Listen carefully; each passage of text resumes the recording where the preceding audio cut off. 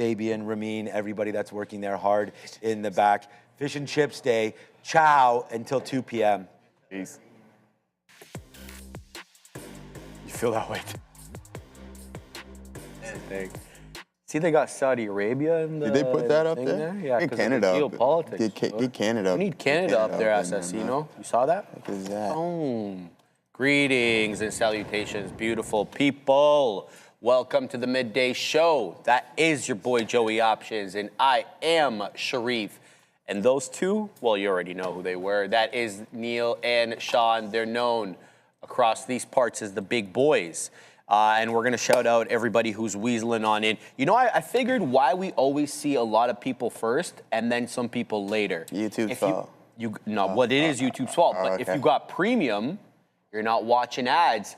You're streaming right in. If you're not on premium, you got to watch a couple of ads. You're late to the party. Yeah, I figured that out. You see that, Joey?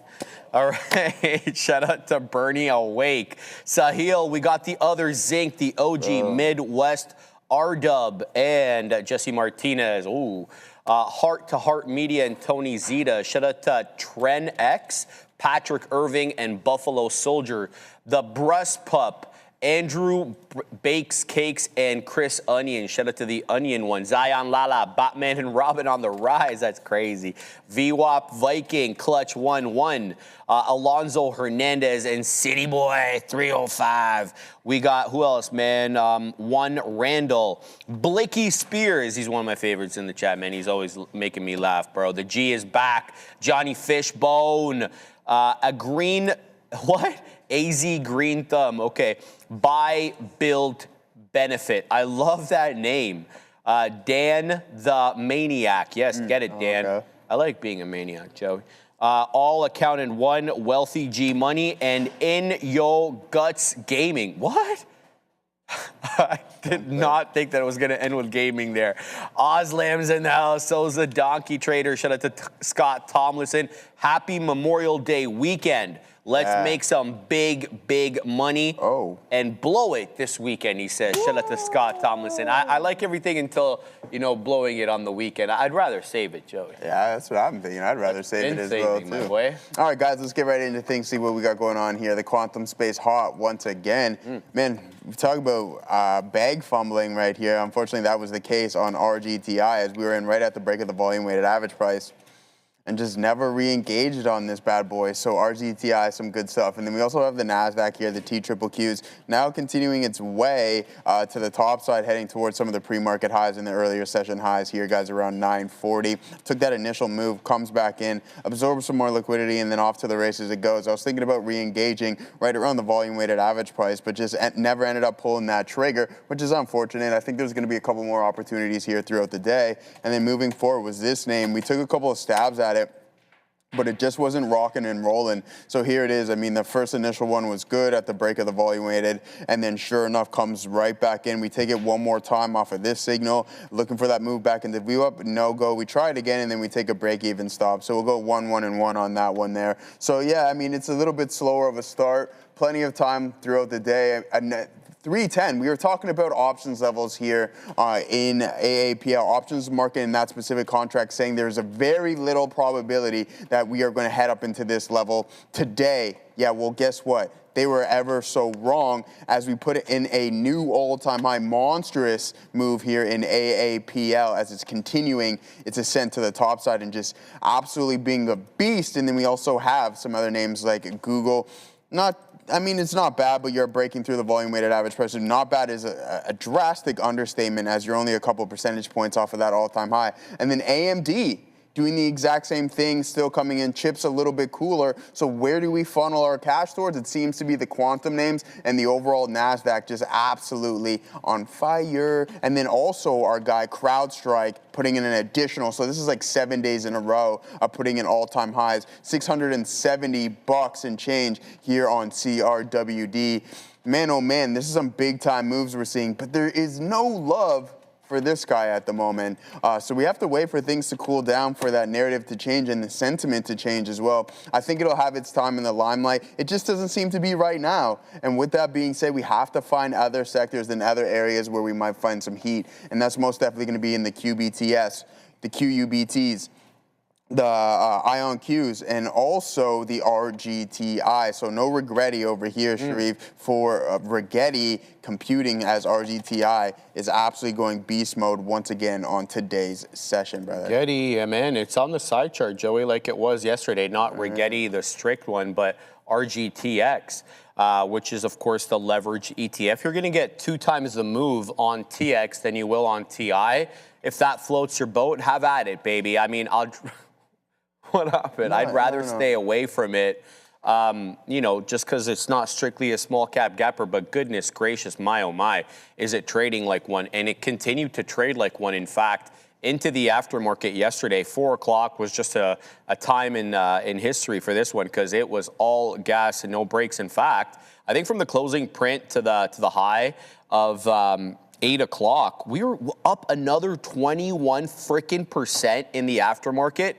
Unreal. And from the pre this morning where we basically tested the low, we're up another 35 from the low.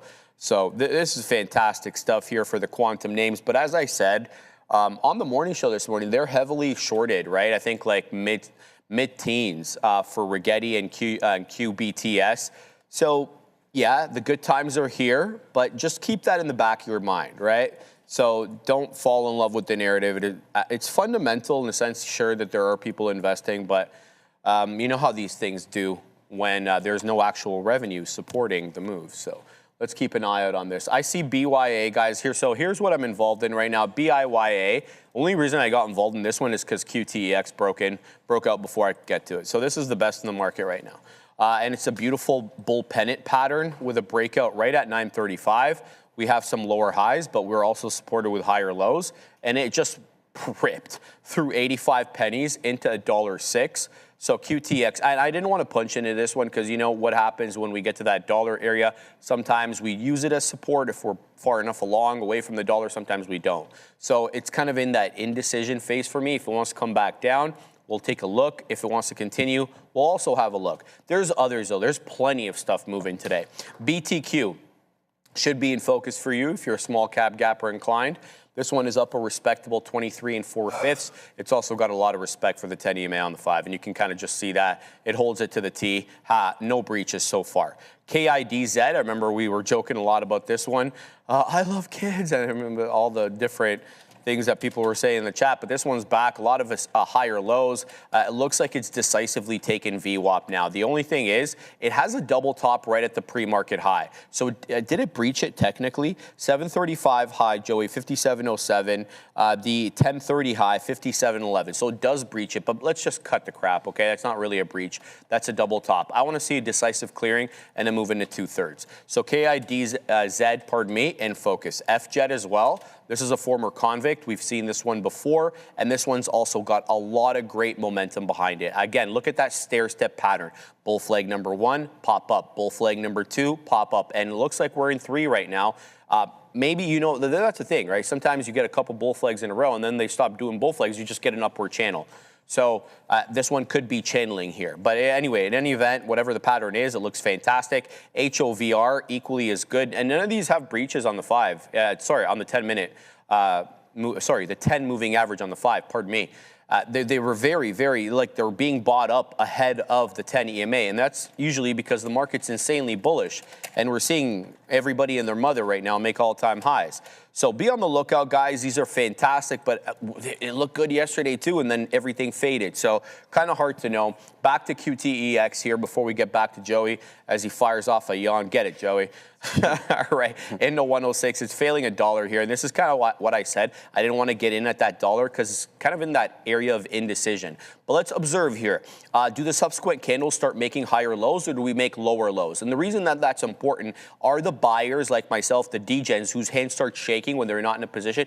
Do they start punching in and keeping these bars from breaching prior bar low? At the moment, we're basically breaching it right now. So the answer to that one, at least for the moment, is no. Let's see if this one comes back in, maybe into 90 pennies, maybe 87.5 where the 10 EMA is, and then we'll pick this one up. We'll give it a try over here. I'm just joking, guys. My hands are shaking. I don't like this one, says Dark Side. No, I do. I exaggerate for effect, obviously, and I don't mean to. to be mean to anybody, calling small cap traders degens. I am that myself, right? So it's always fun to joke around about this stuff. Anyway, in the middle here, we got QBTX and RGTX, as I mentioned. We're going to keep an eye here on the quantum names. Should these ones all suck and start fading, quantum has been strong, and so we're going to keep an eye out on that. You guys are making me chuckle. Oh, my days. You see where the dead one is, Joey? I just said the Dow 310. Gotta have a look right now, my boy. Was that 311? Yeah. Bam. Shout out to 311. See ASML? No. There goes 1,600. You see CrowdStrike? No, I didn't. Let me have a quick man. look. Let me have a All quick right, look. then. Let me have a quick look. Let's have a quick Crowd. look over the crowd. Oh, baby. Look at the Another daily. 3 1/3, eh? Daily, my guy. That Yeah, thing is 670 incoming. He's 260 on pinned up. Tell me you're still holding. Hey, He's topped in, man. I need a Tapped good in, trading got the platform where I can headphones on use and to trade with everything, good trading stops like yours. I know you wouldn't use it proprietary. I'm in Winnipeg, home of Adara. Yeah. All right, I'll type it in the chat. We're not going to say it out loud. what does that mean? What does that mean? What mean? What do you? He asked for a good trading platform. Ah. Yeah. Yeah. So For Canada? for retail, for at home. Well, I let's could not sing the praise too much too quickly here of Mr. IB, as they don't have any SpaceX shares available for retail on Yeah, but IPO. The big shaft. Come the during the open, they'll have it, but not the early subscription. No, Sorry? Not the early subscription. Yeah. Sorry. All right. So I was talking right at you. That's crazy. No, I thought you'd get what I just said there, but you did. It's all good. No, No, I can't repeat it, Joey.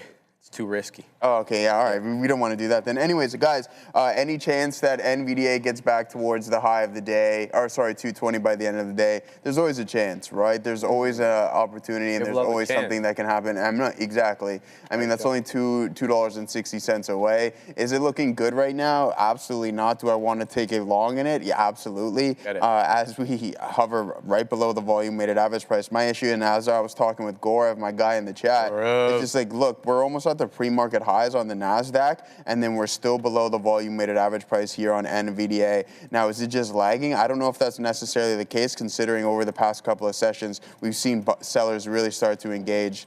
And I know this point was brought up on multiple occasions that it was one of the heaviest shorted names, notional-wise, in the S&P 500, which isn't good. So that shows that, I mean, there's a lot of downside pressure here, right? And you can see that clearly within the price action from an intraday perspective. Now, do we want to fight things like that, or do we want to get involved with some of the quantum names? And I want to lean towards that just due to the fact that we've seen what happened with Intel. As soon as Donald Trump says, hey, we're going to start investing in Intel, boom, off to the races it goes. Rigetti getting $100 million, IBM catching $1 billion, and some of the other names getting respectively a couple $100 million and $1 million here, $100 million there. So why would we not want to stick with that strength? Rigetti up another 20% today is insane. And we had the perfect entry on this bad boy. We could have been one and done, but Devin Haney hands over here didn't help us whatsoever, and then sure enough, we were out $3 ago, which kind of sucks. And you know what I typically say, man, sucks to suck at times, Cherif. So if you're sucking, then just get better. It's much easier said than done.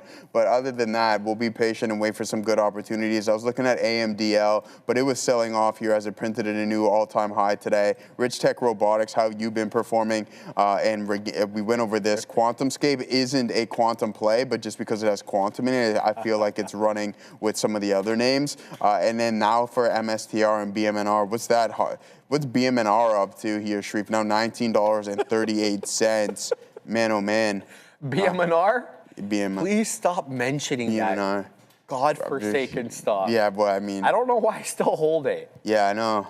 Oh, but I still hold it. It's just a little dose of hopium, man. That's all it takes. A new hope. SoFi, what have you been up to the downside? So this name continuing to absolutely suck. And when you're hot garbage, man, it really just grinds the gears and it just digs into the soul. But there's Palantir to the downside as well, too, brother. Yeah, he did get me Carso. Wow. The good news about me though is I have a long patience window when it comes to these names. Just ask me about Apple. I mean, I held that thing making no money for, I don't know, 6, 8 months, maybe even longer, man. And it's a different story now. Let's just put it that way. Yeah. So continuing to watch here, BIYA, trying to keep.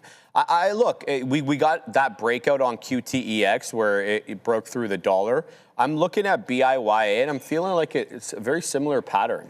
So I'm going to give this one the old community college try, the or JUCO try, as Joey likes to call it there. I'm looking for a bigger move up, Joseph. I'm looking for, 27 pennies is the high. I'm waiting at 28, and the reason I'm waiting at 28 is that's 1R for me. But Bovin astutely pointed out FJet, which I did point out to you guys in the beginning. I just didn't execute on it. This is looking like really good at the moment. Is this on the Amex? Okay. Yeah, so it's an Amex stock, guys. FGET, pardon me, through $7. Lucky number 7. It's popping up there into 705. It's got a respectable spread. I see 2 pennies currently. It was just at 1. We can manage that. It's about a little bit less than 5 million shares traded on the day, too. So we're a lot of respect, again, for the 10 EMA, which is currently showing $6.75, but it's not holding up. It's not pulling back, pardon me, at that level. You guys should buy a crap load of MU for your long-term ports. It's no longer a cyclical trade. That's actually an astute point as well. Carso Wow 8823, and we've been talking a lot about that. You know, some analysts feel the same way you're thinking there, in that the old, cyclicality of a glut of inventory and then a tight supply may not continue to happen just based upon the change in who's buying. It's not, people upgrading their computers or just cloud data centers. It's the insatiable appetite of the hyperscalers and the AI data build out. They're gauging that might run for years. If that's the case, then cyclicality, at least in the way that we knew it in the past, may not reoccur. So you're absolutely right. But just to answer your point, I didn't get into any of the memory names. I felt that they were just too high beta for me. I never ended up pulling the trigger, nor did I watch them close enough to be like, yeah, this is the level I want to get in at. I already have a lot of microchip exposure, man. I have NVIDIA pre-split. I have, ASML. I've got Light, Lumentum. And I used to have MCHP just for those, non-advanced chips, 7 nanometers, 8 nanometers and above. I got a lot of exposure. I'm just gonna keep it at that. I don't want to add any more, but you're absolutely right. They've been absolute money, Joey. So yeah, cash. That's the way it is. Cash money. Plug is about to rip, says John Del Segno. Yeah, power. Plug. We were talking about this one. This one could be next, right? Because it was FCell's day yesterday. Well, look, I added some more FCell this morning. Full disclosure in the pre. Because it was down about 6%, as you can see over here. It got to work at 6:30, and I saw it down into about $24. I picked up some a little bit here, already $3 in the money on that latest add into 27.73. I'm going to continue to add FCell, pardon me, until it fails. It's really that simple. Okay, it's a technical trade. I don't even know why it's breaking out, and I don't care. Quite frankly, I know why Bloom is moving, and that one is I have a lot more money in, so that one I care a little bit more about. But there's Plug Power. Good look, John. I don't think it looks as good as FCell, if I could be honest.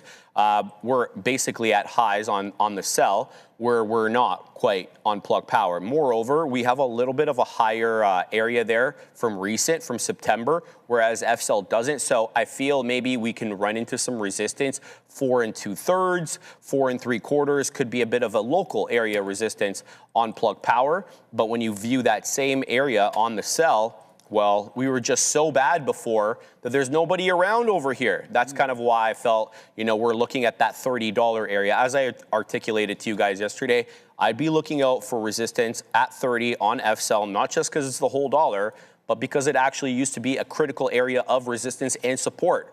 Now, it was a while back, but that doesn't mean that it's not going to be relevant. So continuing to watch here, Joey, looking for some entries here. Sergio B, sir, I have SATL, BB, AMPG. Hopefully they are your small cap gappers and bring value to the audience. Thank you. Absolutely, Sergio. Those were good ones. Let's take a look at some of those for the OG there, Sergio. Just before we send it to Joey. Let's take a look at SATL on the 5. This is a good one, man. Good call out there, Sergio. It's not a big.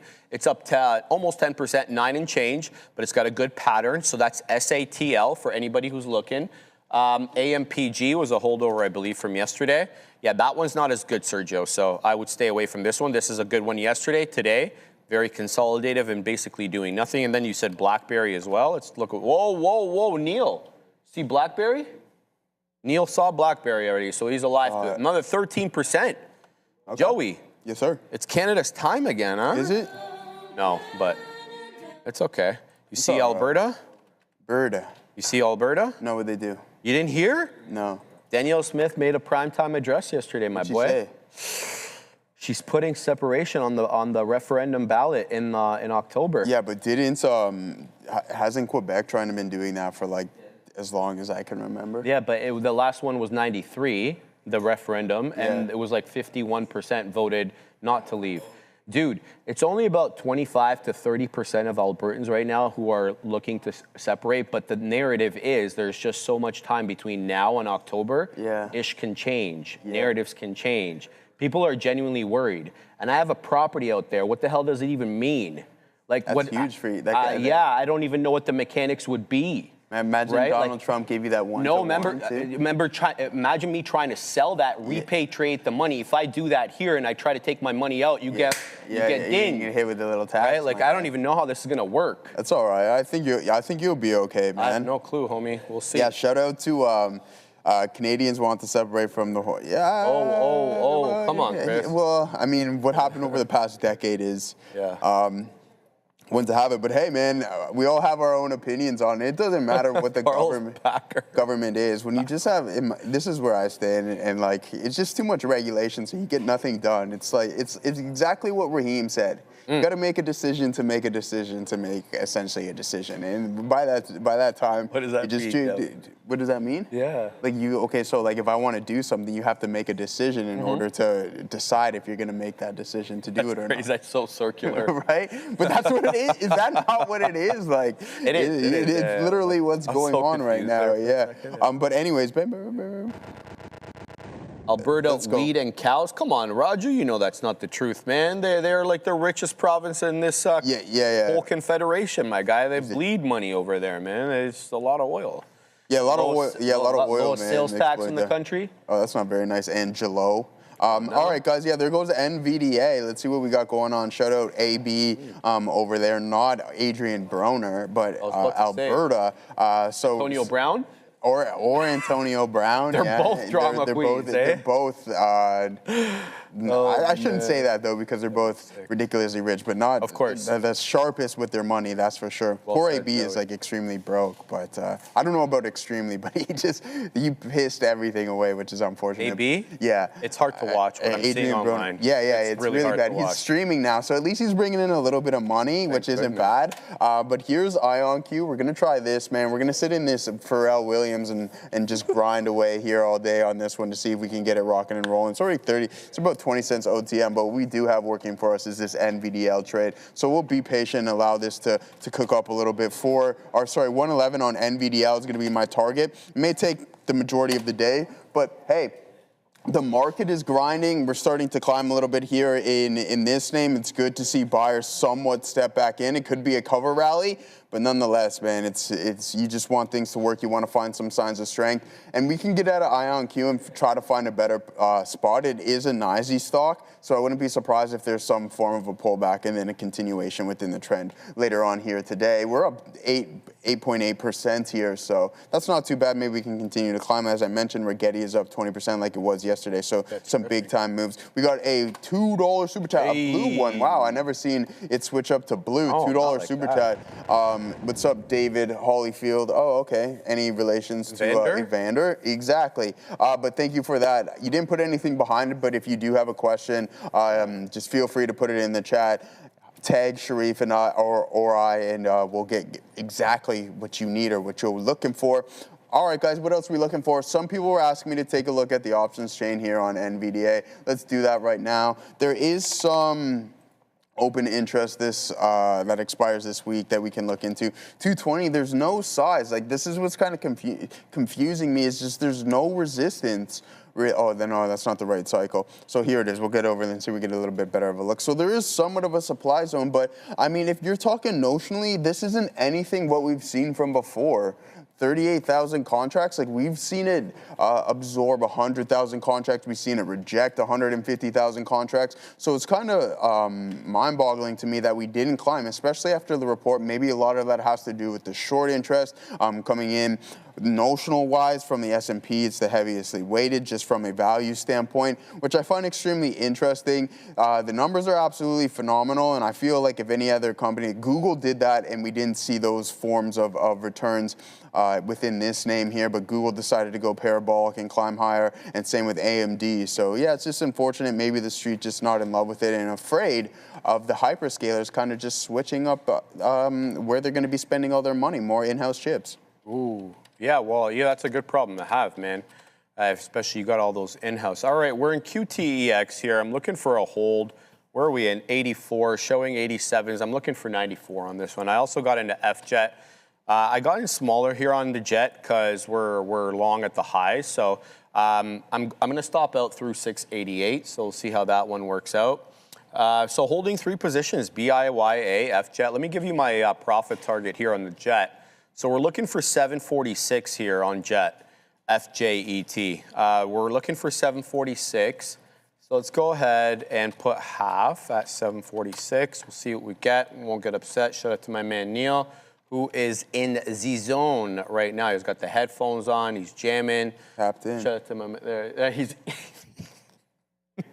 What are you eating? The way you turned around there and you had food on your face. That was good, Neil. I appreciate that. All right, that was a good chuckle. Neil's deep. He's already deep in the food, guys, so get it, Neil. Continuing to watch these 3 here. So we're doing okay here on QTEX, but yeah. I worry about, you know, that 90 to 95 area of resistance on QTEX because that's what it was before. There was an obvious area of resistance there. Now, we did get that price spike up through the dollar, and here we come again. Here come 88s. So continuing to watch here. HYLN as well says Bovin as well as KULR. So be on the lookout for those. KULR, let's see what that looks like on the side chart there. That's a good one, Bovin, up 18%. How about the other one that you were mentioning, HYLN? Let's take a quick look there. They're all really good, Bovin. Those are excellent calls.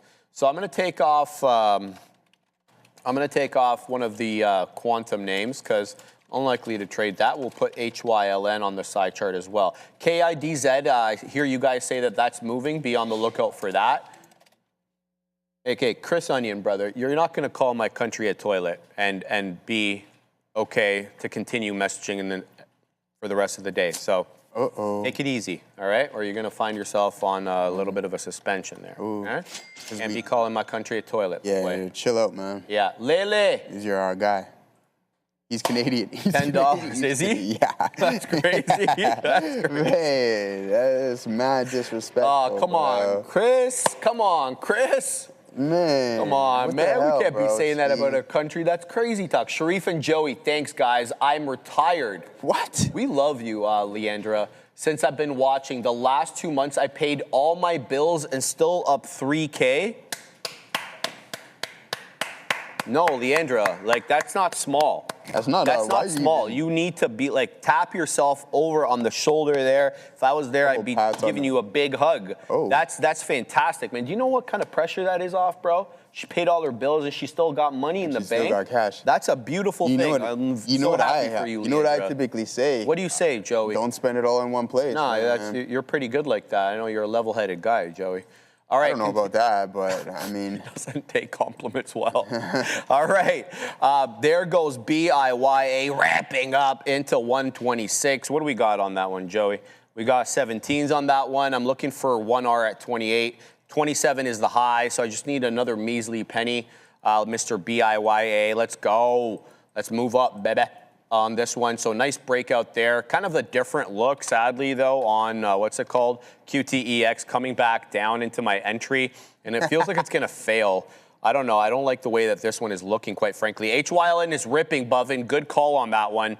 I'm going to continue to be a little bit more patient with QTEX, but it feels like the shorts are a little bit more in control of this one than the longs. So something to be on the lookout for there, Joe. All right, good stuff, man. Ozan, Ozan is so funny. Yeah, man. bro, same bit, bro. Take Fantastic. every compliment with a heavy. Yeah, I mean, it is what it is, brother. We'll take it.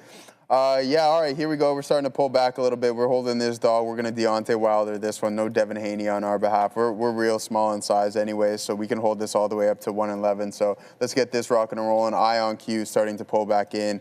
Better price. Not the best entry whatsoever. It's actually a horrible one if you ask me. You did climb a little bit, looking for that new high of the day, but as soon as we head into break this lower end of the zone, then we just get out of dodge on this bad boy. So yeah, let's be patient and see if we can continue to climb. We have the SPY heading towards the pre-market high, going to establish a new HOD momentarily. We have the NASDAQ at a new high of the day. So who's leading this race, may I ask? And I have a good hunch. Ends with an A, ends with an L. Starts with an A, ends with an L, I should say, as you climb up to $310.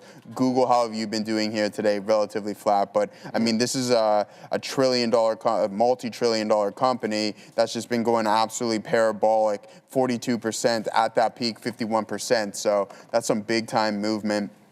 Netflix is doing its thing. Let's send it over to Adara and find out what she's got going on. Get it, Joey.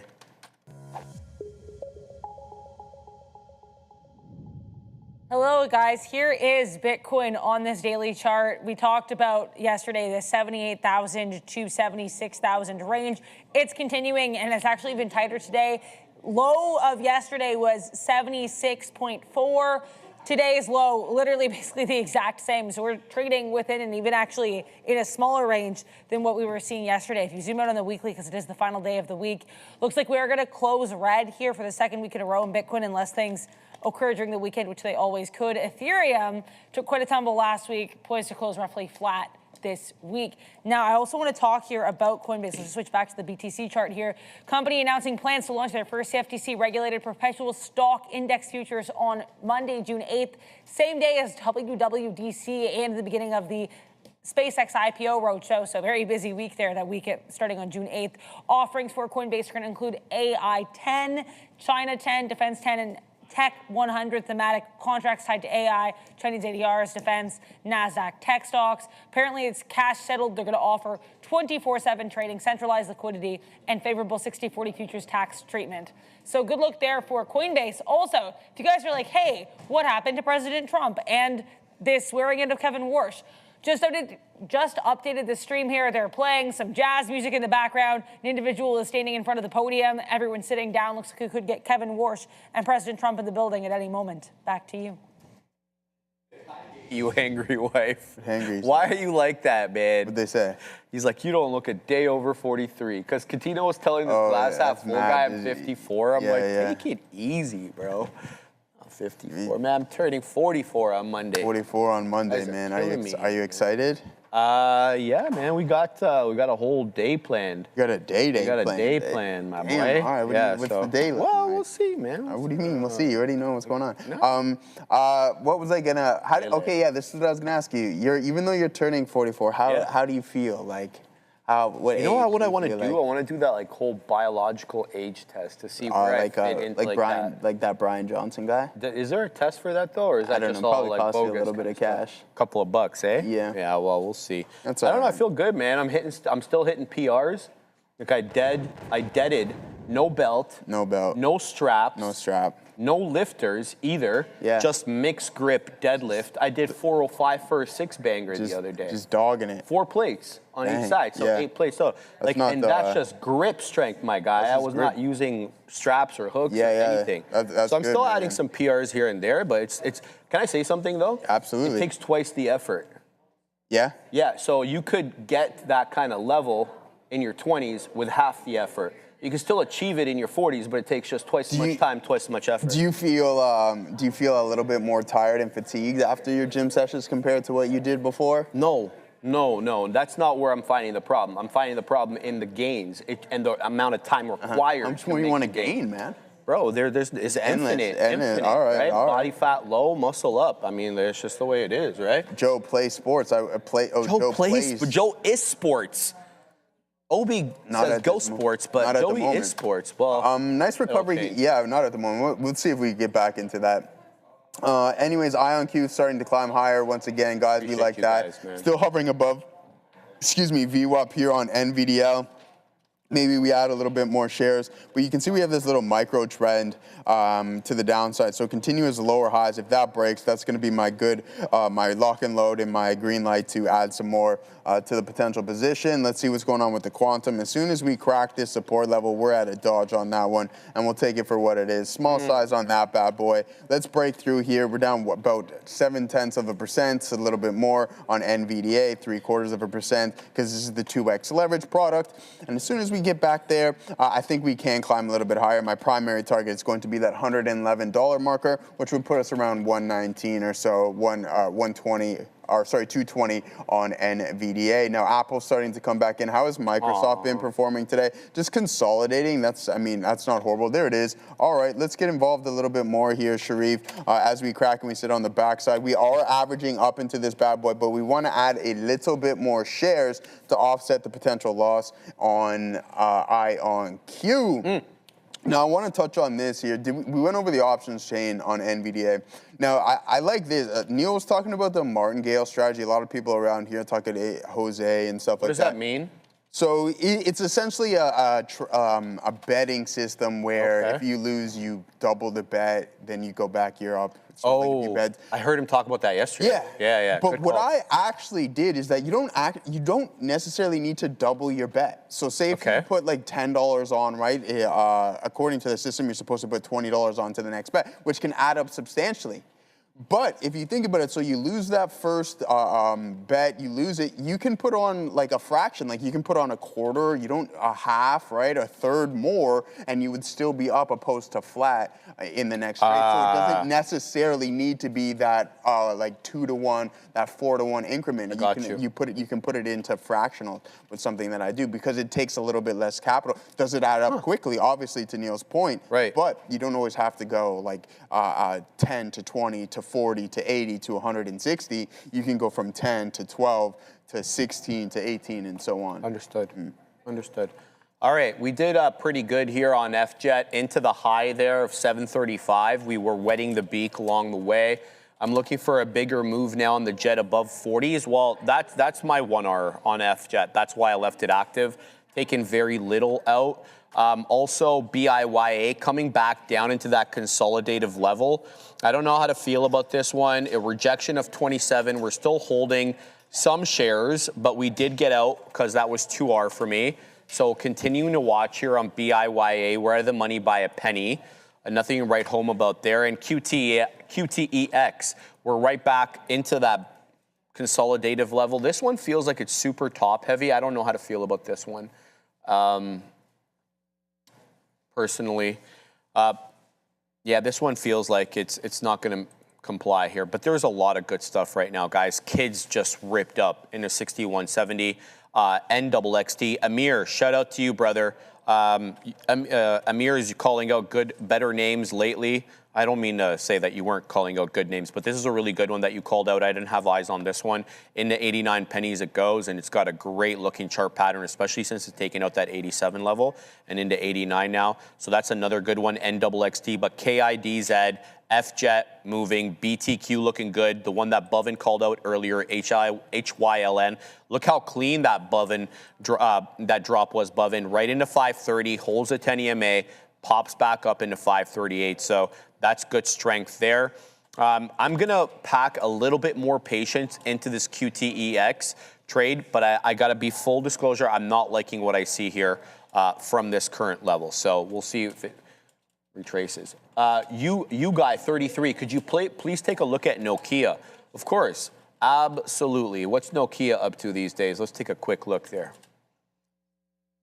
NOK. Looks great, man. And we saw Nokia sort of make a move, I think, a little while back. Yeah, Joey, look at this, bro. This is not bad here, Joey. Since early March till now, we're up 111% on Nokia, man. Yeah, it's so up you're big, making man. some money right there if you at least patient enough for a couple of months to hold this. And Nokia looks good on the day, though. I just say buy the dip on the 10 EMA. I would say prior bar low as your out, but you can see that candle at 11:30 probably would have wicked you out if you had been using that strategy. So perhaps maybe 5:30 it would be your stop, 5:30 to 5:25. And the reason I say those levels is that's the prior area resistance. The wick goes into 30. The closing prints look like they're at 25. This is the chart on Nokia. NOK is the ticker for those following along. I like this as well. This is not a bad looker at all. Certainly not. Yeah, we'll keep a close eye out on this one. Thank you for mentioning that. And yeah, we'll definitely keep an eye there. How are we doing on the jet? Feels like the jet's get a little bit top heavy here. I'm seeing a couple of topping tail candles come in, and I'm not liking the look of this one's jib at all. I got to be honest with you. Let's see if we get a nice price spike up. There's 30. Okay. We're going to wet the beak here on the jet. Good look. How's that other hot garbage QTEX? Still dancing around the level. Look, I'm not going to get out of QTEX here because I'm seeing higher lows. Even though I'm seeing a lot of resistance in and around the high 80s and or 90, I'm seeing higher lows relative to the 11:15 bar. It's putting in higher lows, and it's just the way it is, okay? So I'm looking for 94. If we can get a price spike up into 94, here comes 90. Good. Look at the tape teleportation, guys. This is aggressive tape teleportation here. Huge seller at 90. We've done more than 500 million shares on this stock. 511 million shares have exchanged hands so far, and that was a huge volume spike at 90, and there goes 90 on the ask. There's a seller at 41, so there is a committed seller in the 90 penny area here on QTEX. Be on the lookout for that because it can flush. Yes, this one can absolutely flush. So 90 seller-ish, not strictly at 90. We saw him at 90.44 there, but I'm going to continue to hold so long as the higher low, higher high pattern is intact. I'm going to continue to hold all my trades until I see that pattern is breaking down. But I'm very alive to the 90 seller here, Joey. All right, good stuff. Yeah, so there it is, a clean flush. We had that trend line break, but then it's just like oop to the downside. Oh, so, Nicole Harris. Yeah, let's take out Nicole Vada. Thank you for that $5. Nicole Harris, bro. Nicole Harris? Yeah, her name is. I think she changed it. She changed it. it. That's all right. Okay. She's from Hotlanta. Oh, really? Mm-hmm. Okay. Yeah, we could take a look at Maro and F. F is, I'm pretty sure, been on a heater. Sean was talking about getting at a little bit of that one there. Here's Ford. I mean, it's cooking up right now, so there's no reason. And, I mean, you're at a key break level. And if this is the path that you're on, I think at some point you just have to come to the realization that, hey, we're going to break it and then most likely hold and continue its climb. It's the energy storage, I believe, that is really driving this name. And that catalyst came in a couple of days ago. So, yeah, Ford's looking really good. As for Mara, it is, bro. Yeah, Ford's looking really, really good. I like that. I like that strategic move that they got going on. Big time. I want to interrupt for a second. Yeah. GM just dropped a big time EV. It's not a nice car, but it's got about 450 kilometers worth of range, and it's under 30 grand. Oh, really? Yeah, man. And they didn't cheap out. Yeah, so Marquez Brownlee did a review on it yesterday for anybody who's interested in watching it, and he was very complimentary about this. Oh, dude, serious? And he was like, you know what he said? If the Model 2 that everybody's been speculating about, it's not coming. It's not coming. But if there one was to come out, it would be like this. I forget. It was really? the Volt. But they've completely changed the Volt from the 65 kilometer crap range that they had initially. It's 450 kilometers, 65 kilowatt battery. You get power, everything.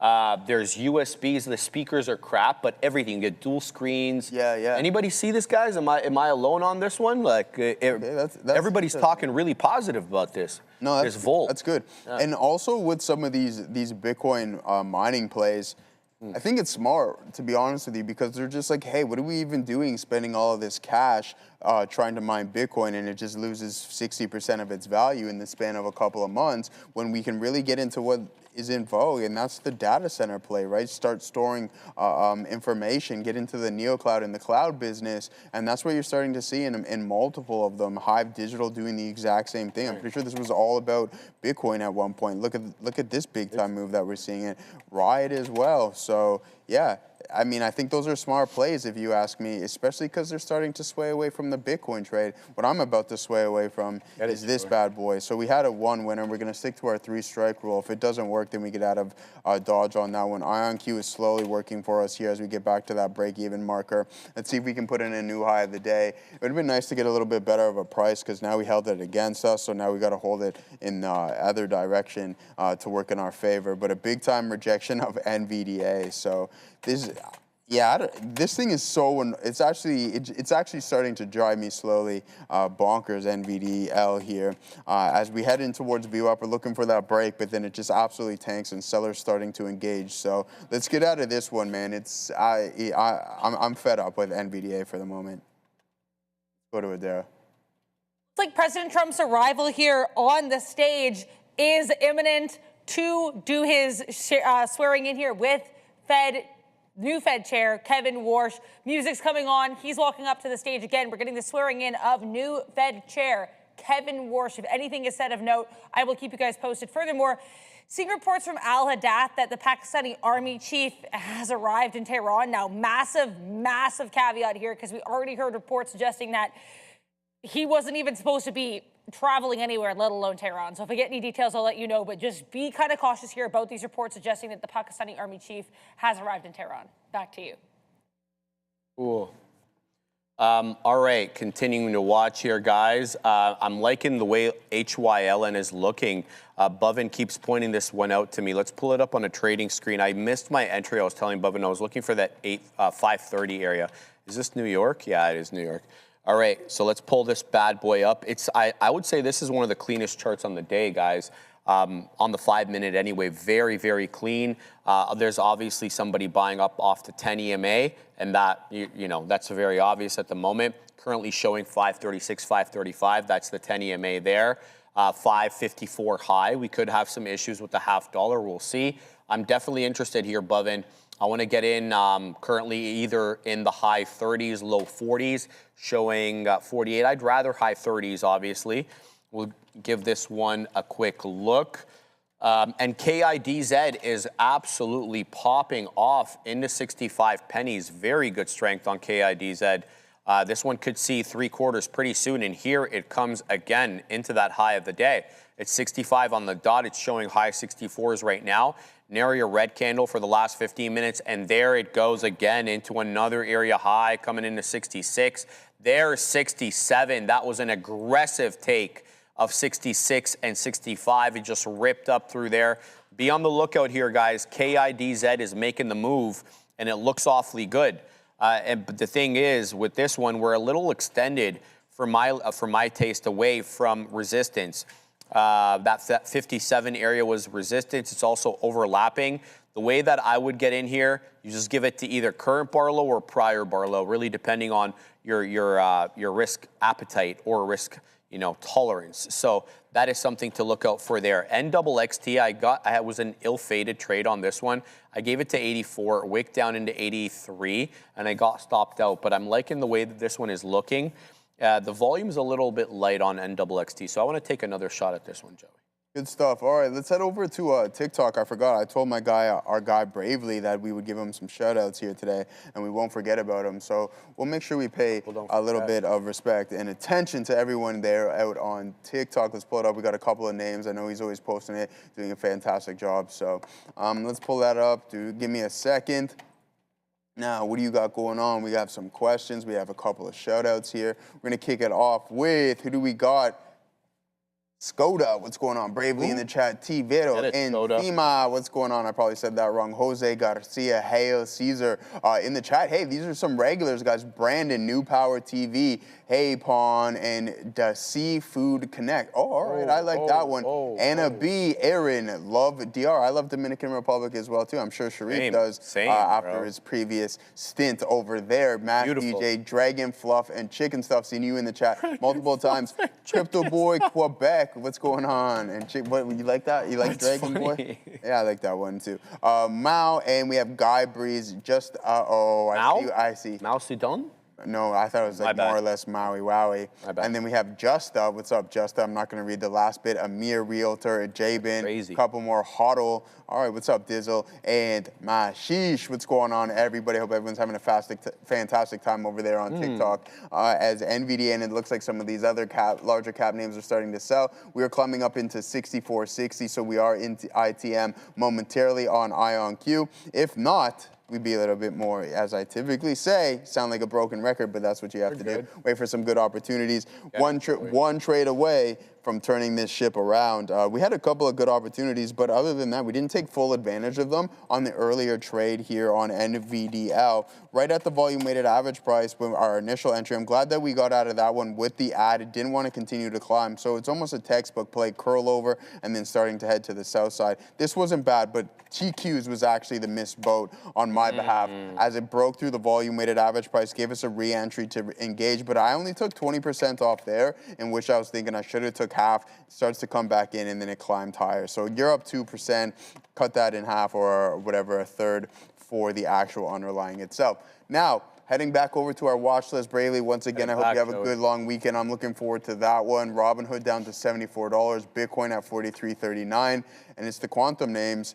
Ooh, and CrowdStrike, almost printing an additional, a couple dollars off of that previous all-time high is CrowdStrike. We like that one. Striking. Let's go, yeah, and now we're looking at Tesla. You're looking at Tesla. Yeah, let's see if we can get involved with this monster. Okay, it is a monster.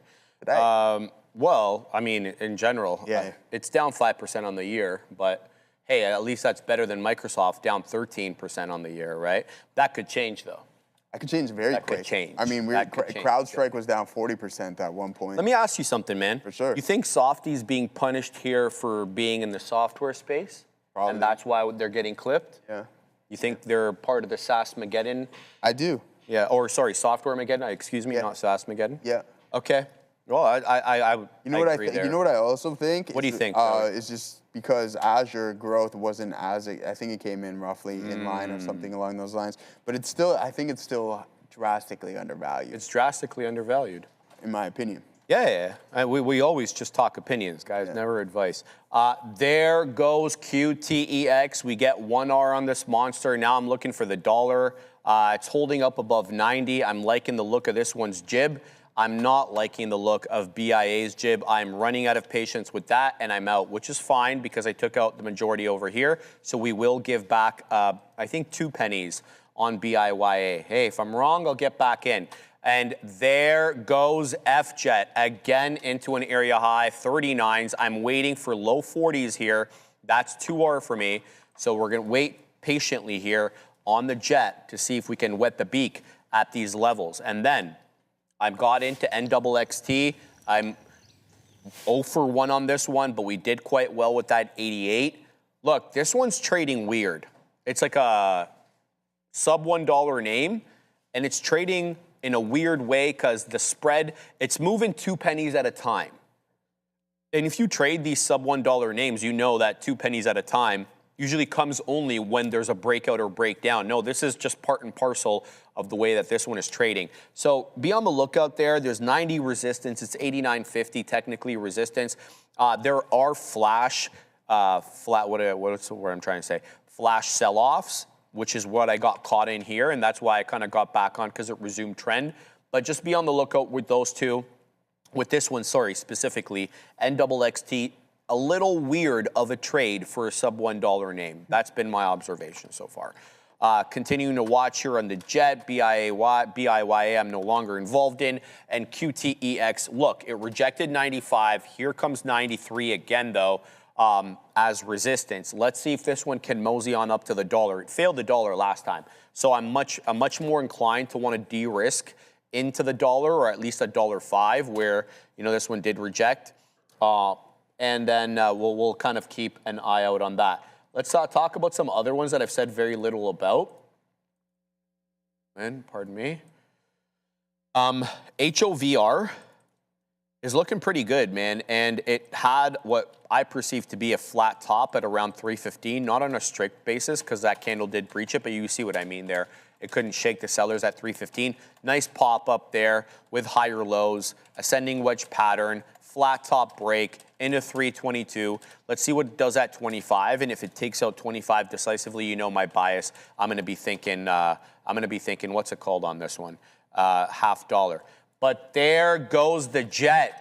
Tell me I got 2R on that. No, man, come on. I'm going to take it out here. F-jet. Let's go, F-jet. Into 46. Why am I not getting the print? Ah, the spread. Oh, there we go. We'll just take it mid-print there. So F-jet. Let's see what this one does at the $0.50. Very interested in getting more on FJET over here. This has been a good one. In at 7 mid-teens, out basically mid-40s, but I don't think this one's done. It's on the Amex network, so right away, you know, we put it on probation until it proves that it's not going to be a bamboozler.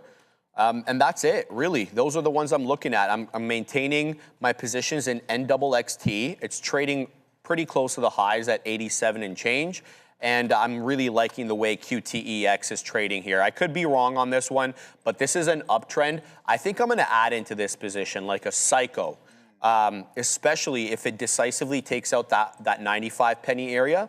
It had resistance at 95. I just want to see a decisive clearing of 95, and then we're going to mosey on in for some more for either the rejection of the dollar or the breach of the dollar. Let's see how this cookie crumbles. Shout out to Bovin. Bovin is talking about RYOJ. He says it's up at the high of the day. RYOJ is the ticker. We're going to bring it in. But there goes Nokia, guys. Nokia still on the move, man. Ripping into 2/3 of a dollar. So whoever called out Nokia earlier, smart man or woman. I don't know. RYOJ. Yeah, this is okay, Bovin. It's not a Nokia. RYJ. There we go. Let's zoom out a little bit. Let's get an aftermarket break yesterday. We're still below those aftermarket highs, but I do see the support at the volume-weighted average price, Bovin. Not a bad look, but I think there's better on the day, to be quite honest with you, Bovin. I know that you're pretty good at these ones, the ones that feel like, you know, they've sold off and they're coming back from, you know, the depths of what. But yeah, here we go. Coming into 314. Good call out by Bovin. RYOJ. Good looker here, Joey. Good stuff. Yeah, there goes IONQ, guys. A nice little bounce. Let's see if we can hold this a little bit longer. $65 would be a good one on the bid. I wanted to ask Neil what he thought about the Skeens matchup this weekend. Who's matching up? The Pittsburgh Pirates. And the Jays? What's that? He's coming in. Yeah, he's on in like a couple of minutes. Yeah, let me know. I would have liked to see Cease against him. Man, when we went to the game, Cease was pitching. Yeah. I messaged Neil immediately that day. I'm like, how many pitches does this guy have? He's got a lot of stuff. He's got like 5 or 6 different pitches. Neil, how many pitches does he officially have? 6 is fair. 6 is fair. Dude, he was throwing knuckle, curve, slider, changeup, fastball. Yeah, he's got it, man. He had it all. What the hell is going on with this guy? He's got all the tools. Yeah, he's definitely got the stuff. Yeah. All right, yeah, guys. I mean, we're starting to pull back in off of that new high of the day. What's going real strong today is Rigetti here. So we have to be prepared just in case it comes in too aggressive. We can bid out some, nothing small or anything. Joey, I have to interrupt. Go ahead, man. Bovin, this is an excellent call by you, bro. Bovin, I don't know how you do these, but somehow you do them. I don't understand how he does it. That's an excellent call, Bovin. RYOJ just ripped from 310 or 307, wherever the hell we were looking at it, into the high there of 371. Bovin, he's laughing. Wow. Excellent call, Bovin. That is a beautiful look on RYOJ, just ripping through the highs there. Let's see if it can take out that aftermarket high. I'm sorry to interrupt you, Joey, but you know, these breakouts they happen pretty quickly and they're very, very transient. So sometimes they give back. But what a move here. RYOJ, keep a lookout, man. If this takes out 4, we're going to probably be on the move. It's already earned its spot on the side chart. Who are we going to take off? We're going to take off BTQ.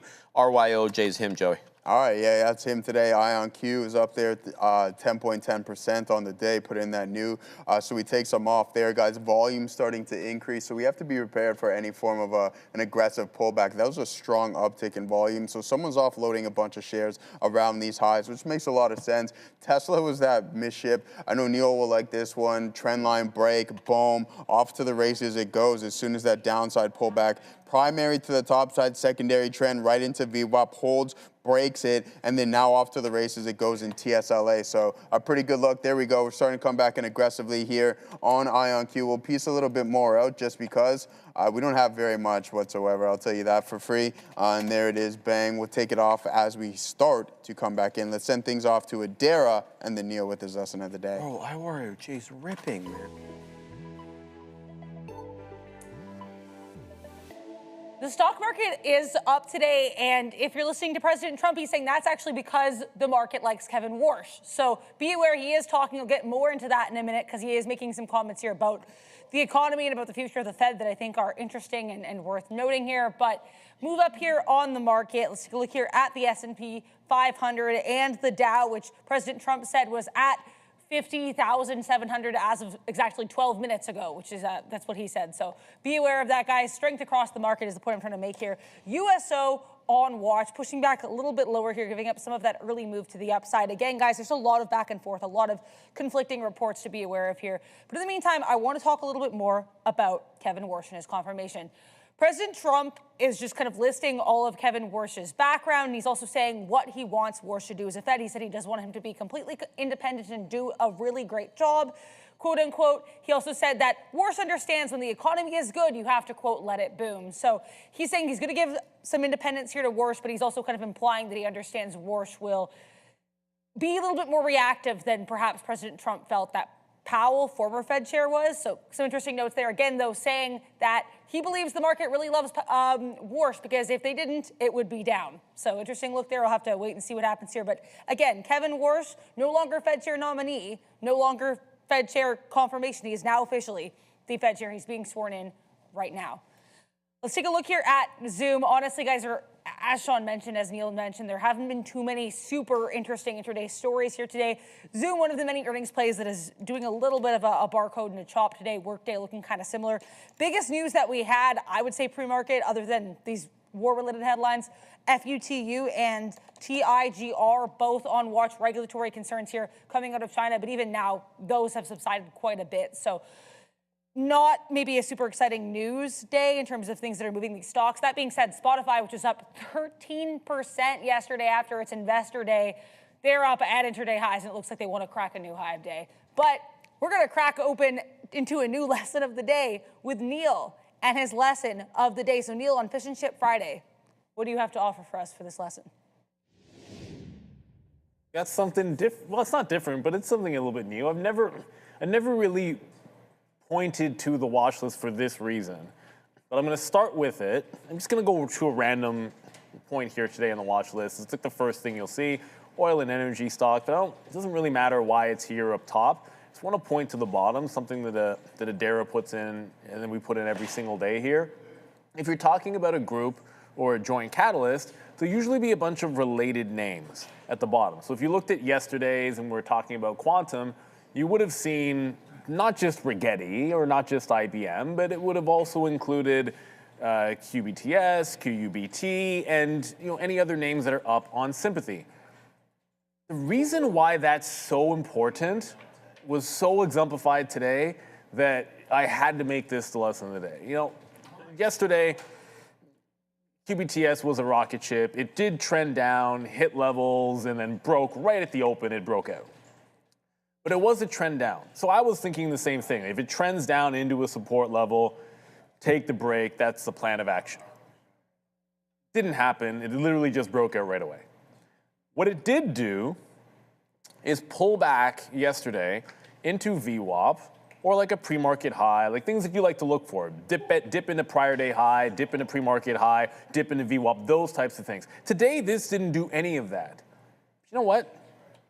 Just because it didn't do any of that doesn't mean that you didn't have another opportunity which could have been similar.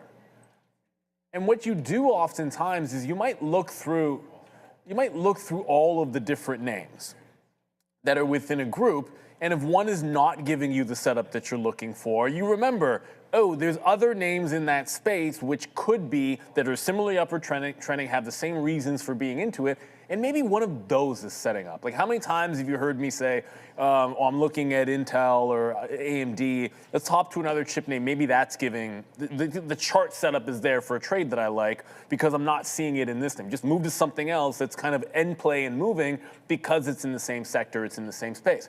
But then have a look at IONQ. IONQ breaks out just like the rest, and you do get a pullback into VWAP and the prior day high for a continuation to the upside.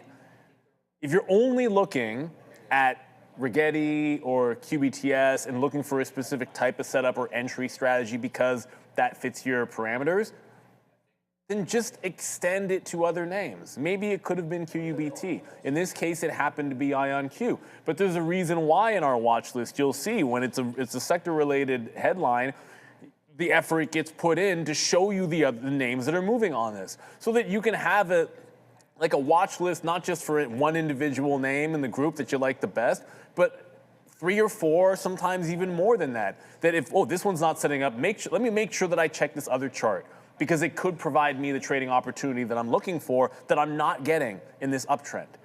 And it doesn't take that much time and effort when you really think about it. Like, we know, how many times do you hear us say, when the quant names are going, we'll like ring off 3 or 4 names that we know we're looking at. It's not rocket science, but it can make or break your day, because missing out on one does not mean there isn't an opportunity somewhere else. So that's a really simplistic lesson, and it absolutely stood out to me that I was staring down on one stock, something that happened very cleanly on something completely adjacent that any of us could have found. I'm sure lots of people did, and congratulations to those that caught that dip buy in IONQ. You didn't have a dip buy like this, and you have an uptrend. Like, longs all worked in Rigetti and D-Wave, but they're all fine. But you didn't have that kind of a structured dip unless you were looking at IONQ and sort of going with the third name out there. So that's a simple lesson. Joe asked a question. First of all, the lunch was, we had assorted sandwiches, which we never have here, so I know it's fish and chips, but man, those are good. And the cookie was delicious. But Joe was asking me about Skeens. I'm going to the game tomorrow. I've never seen Paul Skeens pitch live. I will say this. Some people would say Yamamoto. Some people would say Tariq Skubal. Paul Skeens, the best pitcher on the planet, bar none. The guy's freakish on a level that I haven't seen since like Randy Johnson and Pedro Martinez. It's just like his raw stuff is ridiculous. His command is absurd. He holds his velocity during the games. It's just, he has every single way to beat you, and he actually works on his craft. Like, he's not just out there throwing 100 miles an hour. He actually has a plan of how to mess with your time. It is ridiculous, and that's why he's like Pedro. Like, Pedro, when he came out, was throwing high 90s. He had multiple pitches, but he could pinpoint it as well, and he knew how to set you up. This kid knows how to set you up and knows how to shut you down. So I'm hoping he has an off day tomorrow. Usually, if you beat a really good pitcher, and this is true in baseball, when you beat a really good pitcher, it's usually because you got lucky, not because of anything else. So you just kind of hope they have an off day, or you hope to get lucky when you line up against a dude like him. But I cannot wait to watch him. You know, it's like I enjoy watching Shohei Ohtani run through my Toronto Blue Jays. But at the same time, I can appreciate greatness when I see it. You got to be able to and tip the cap. As a Bills fan, I knew how to tip the cap to Tom Brady. You know, as a Jays fan, we tip the cap to Shohei Ohtani. Tomorrow, we'll tip the cap, hopefully, when he loses Paul Skeens. But enjoy the rest of your day, guys. Fish and chip day. Back to the midday. Peace. I have to mention here, guys, Eli Lilly, LLY popping to the upside. President Donald Trump has mentioned them a couple times in the last few minutes. I mean, this is also worth noting the Kevin Warsh swearing-in ceremony, but he has not yet sworn in Kevin Warsh. He's talked about Iran and about U.S. investments. But again, LLY here specifically to the upside after he praises both Lilly and Pfizer for their investments in the U.S. since his beginning here of his term as president in January of 2025. So nice pop-up here for LLY. Very much. We're about 20 seconds away from the opening of RYOJ. If we can go to the screen, please. Up on this one at 413, ripping, added through the break of 440, ripping, got out at the hull. up 147%. Shout out to my main man there, Adam James Abroad, leaving Here, El where is he? Salvador. And there it is, ripping into another high of day, cow. 540. Oh, Be wow. careful with this one. I'll show you guys where limit up as soon as I see it. I don't quite see it yet. High of the day, Joseph Wilson, $6, $5.98 to be exact. This one is all over the map right now. A lot of resistance here in the 80s. I think we're going to blow through that, though. Here come the 90s. I think this is going to rip through 6. This is going to be crazy. Watch out shorts here. Accumulation into 80s, and there it goes. I told y'all, man, this is tape teleportation. Why don't I see the limit up? Maybe because it's not visible at the moment. Look for support at 6 now. Let's see where the buyer's stepping in. Stepping in at the $0.25, ripping up into 6.5 here, guys. This is on the move. I don't see where limit up is quite yet. That makes me feel like I'm flying blind, though. 6 1/3, 6, dropping down. They're defending 6 here at the moment. So 6, no, failing here. Down into 590. I don't see limit down either.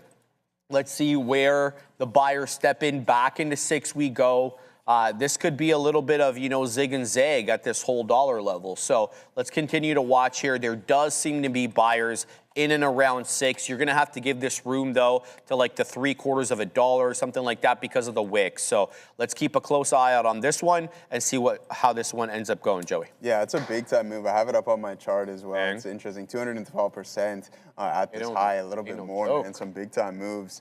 So, yeah, there it is. Whoa, what's up, David Clark? Yeah, yo, David, I just seen what you said in the chat there not too long ago. Been in the military, sorry, excuse me, your whole life. Started to learn trading on Trader TV.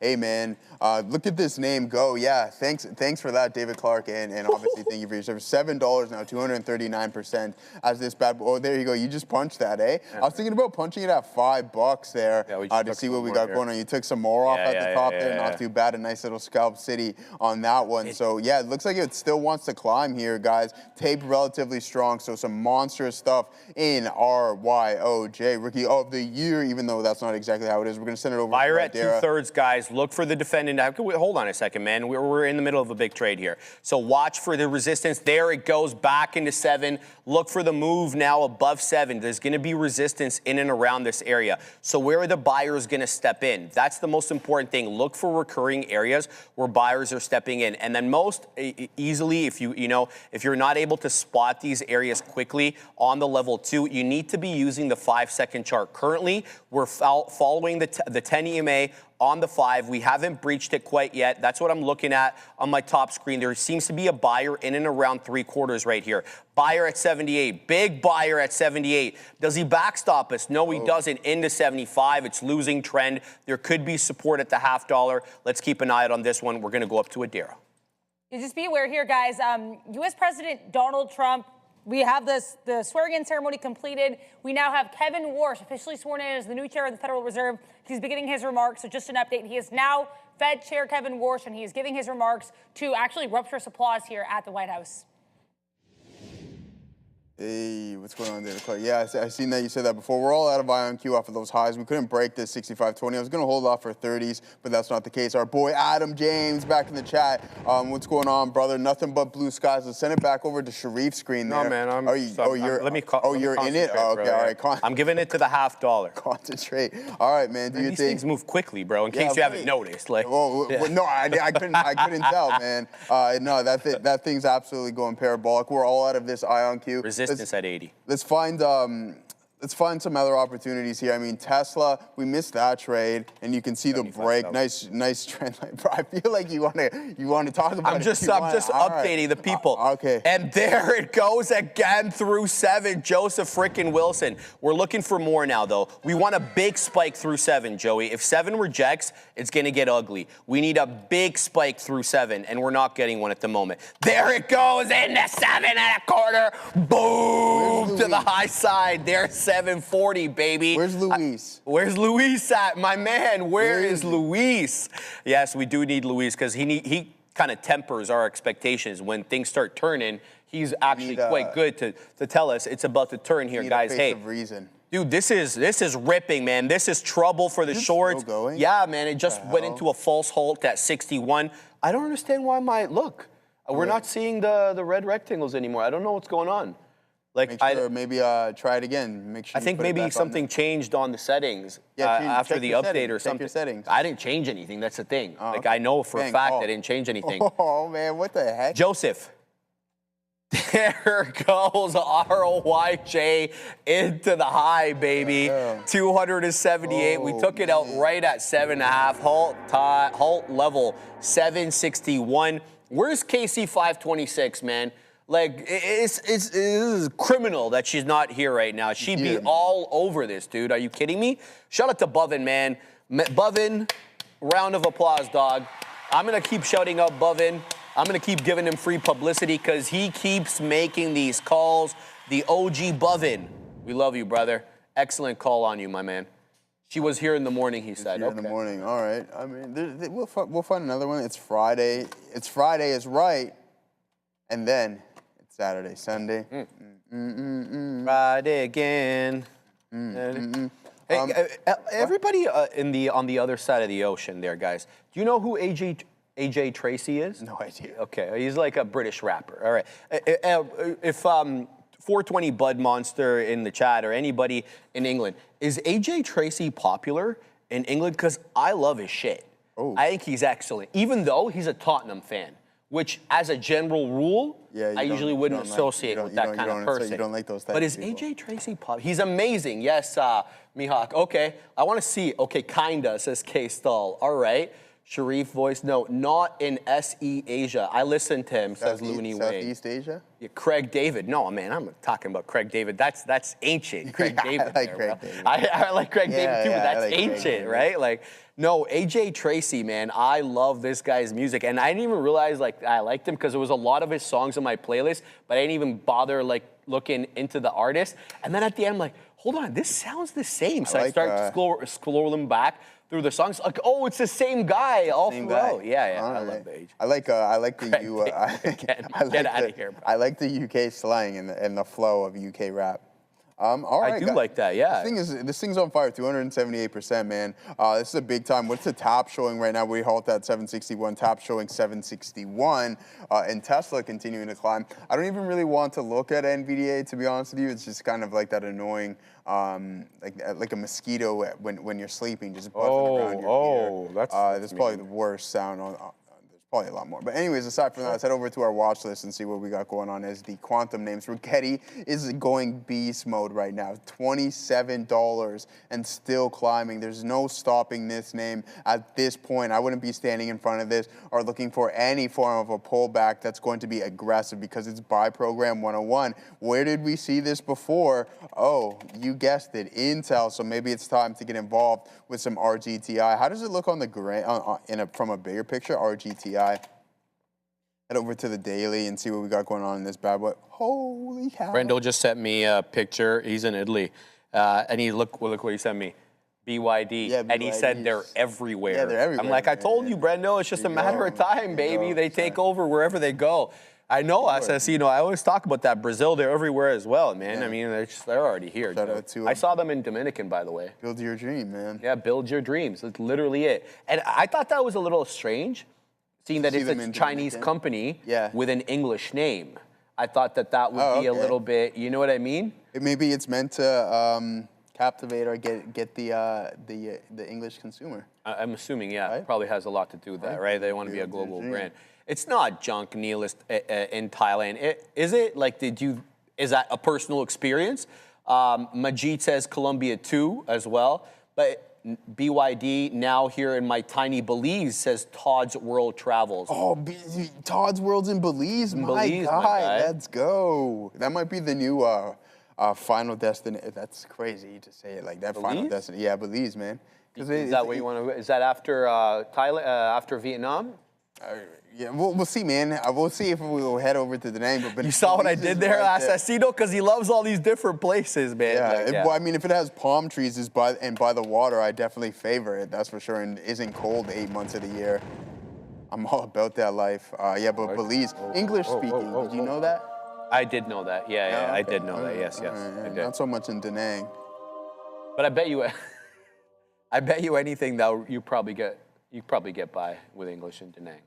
I'm sure there's because a lot of I hear people there's a lot of expats there. There's Like, a lot of in Da Nang. That's what it's all about, man. Yeah, exactly. That's what it you all gotta is. assume Yeah. English is probably proliferating pretty aggressively. No tax, no capital gains, my guy says. Just like Puerto Rico. I live in LA. There's almost We're open. It's almost like Belize with all the Belize people. Or Blicky says that, but yeah, except for in LA and California, you have a crazy tax just like here in Canada. There it is, RYOJ. Let's pull up the screen, guys. Tap.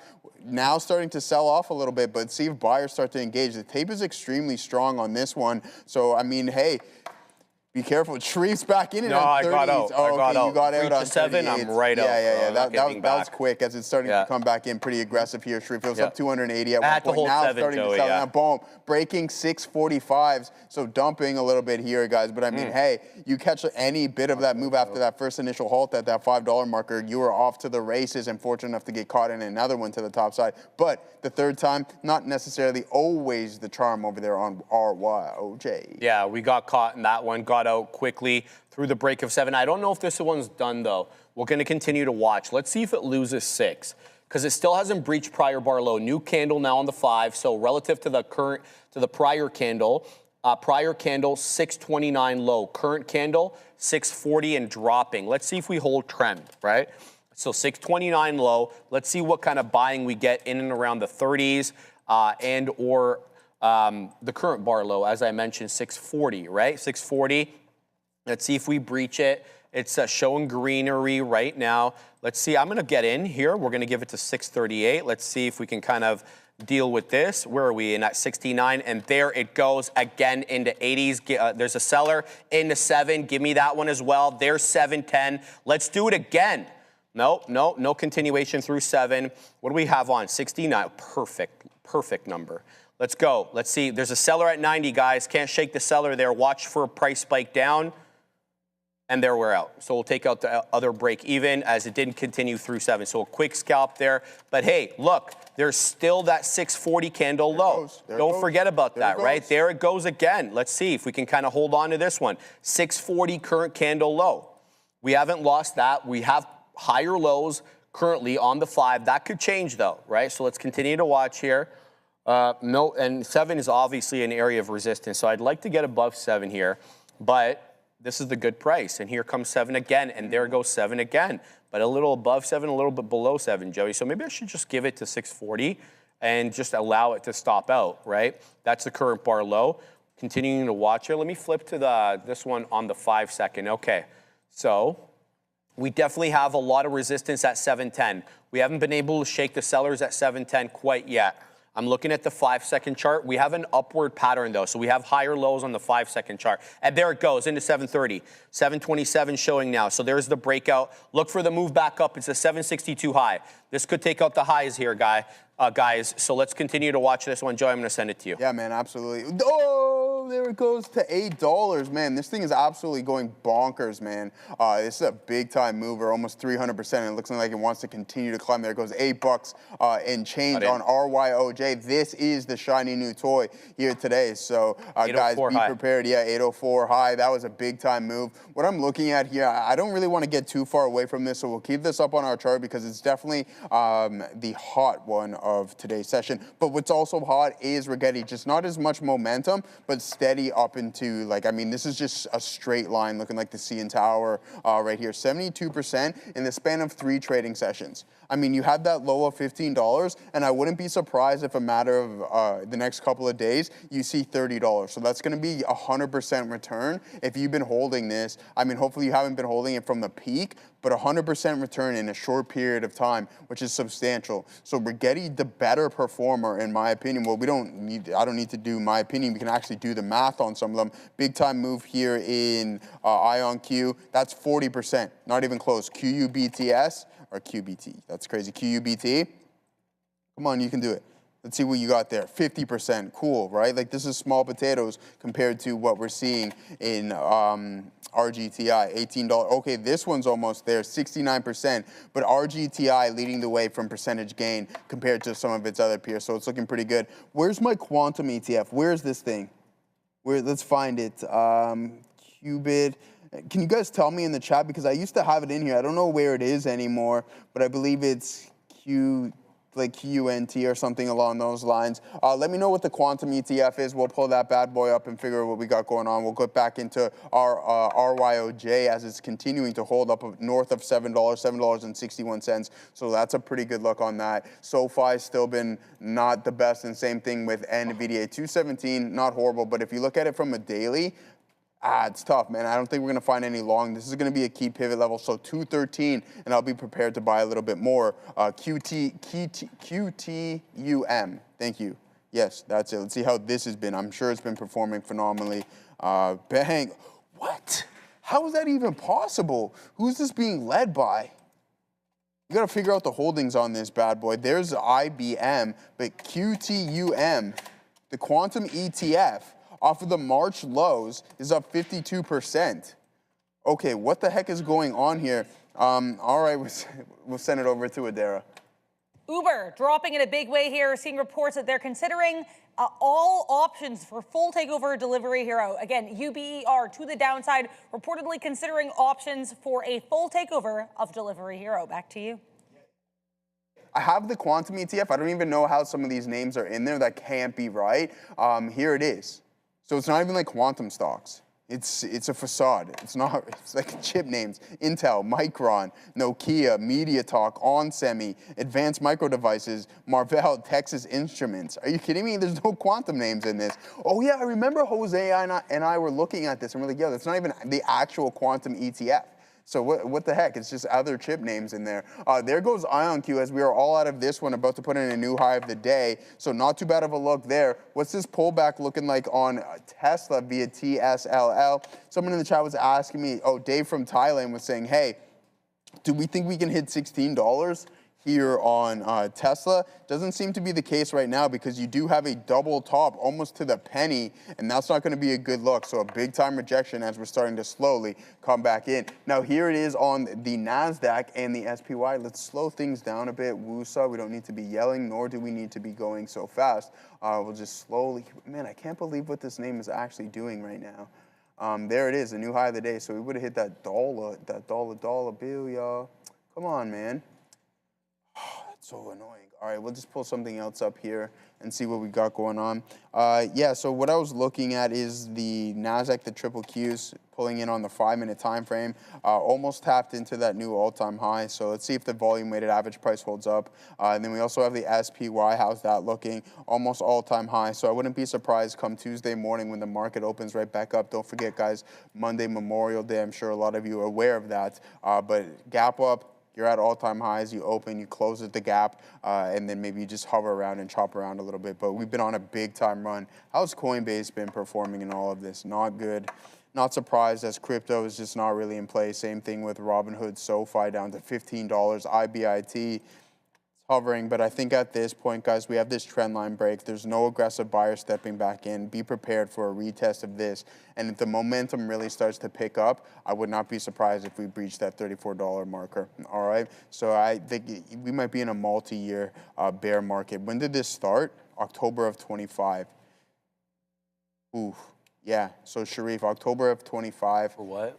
For Bitcoin is when we kind of peaked here. Yeah. I wouldn't be surprised. I knew that. It was on your birthday. Yeah, I wouldn't be. The weirdest development I've ever seen. Yeah, so there it is, right? I wouldn't be surprised 5 months from now that we're still not anywhere close. So, all right. Yeah, I think we get into at least a year and a half of some bear market territory in crypto. Yeah, it's not feeling good at the moment. Bovin with another call here, VCIG. Who are we going to take off? Oh, man, this is a tough one. HOVR is going to lose at VCIG. Let's put this one on. Great look here.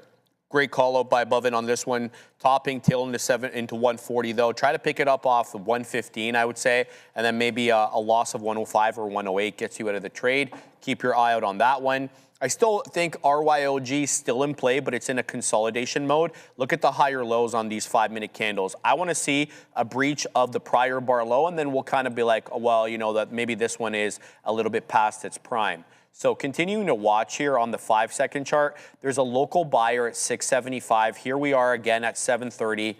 This one could be making a move here. Let's see what we can get on this one. There's going to be resistance, though. So, yeah, that's the thing. Continuing to watch. I think I'm going to let this one settle down, but I do like the higher lows. The higher lows, I feel, are important here. That's not something you typically see on these 5-minute charts right there with these higher lows. So be on the lookout for that, but there's an obvious resistance at 8 that we can't shake for the moment. Let's see if we can get them out of the way, and then we'll talk about this one. For the moment, we got to go to Adara. Keep an eye here in UMAC. This one did spike. There was a bit of a volume increase as well. Pulling back a little bit now, though. Nikkei reporting that Chinese drone shipments have nosedived, quote unquote, on domestic restrictions and U.S. bans. So I guess that's a good look for names like Unusual Machines. Again, UMAC popping here and then pulling back. Back to you.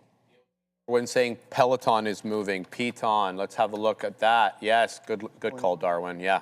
It's actually a good one right now. Looks quite good for anybody who's looking for bull flags to trade. You got one here. You got one in the aftermarket. I don't know why at 520. There's probably a headline from yesterday that I can find. Let's see. Let's see over here. I can't quite see anything. Peloton interim. There it is. So Peloton CFO CIA Saqib sells 5,973 shares worth about $30,000. That's crap right there. What else we got? Office Sanders sells. Pardon me. As I said a couple of seconds ago, there is joining the S&P 600. S&P 600. There we go. So there it is right there. Let's see if we can get that. I don't see it quite yet. There's not the full thing there yet. So we can't find the full story. I'll have a look for you after. But there it's a good look, right? So if you're looking for the volume weighted average price, good look there. All right, let's get back down to work here on RYOJ as it got right back into that candle high. Continuing to watch this one, Joey, looking for a break of 8. All right, man, there it goes. I mean, 10% of what RYOJ is up, 25% here in RGTI, and just complete buy program. If you want to just draw your basic trend line, even if this does get breached, I just have the hunch that, like, I mean, it's not the hunch, it's just within the price action, you can tell that it's not going to sell off aggressively. You're going to have some form of a micro pullback, and I wouldn't be surprised if you have buyers step back in. So I don't believe this is a name that you try shorting. Okay, not right now. This isn't the time, especially what you've seen over the past couple of sessions. You're up 70+% in 3 days.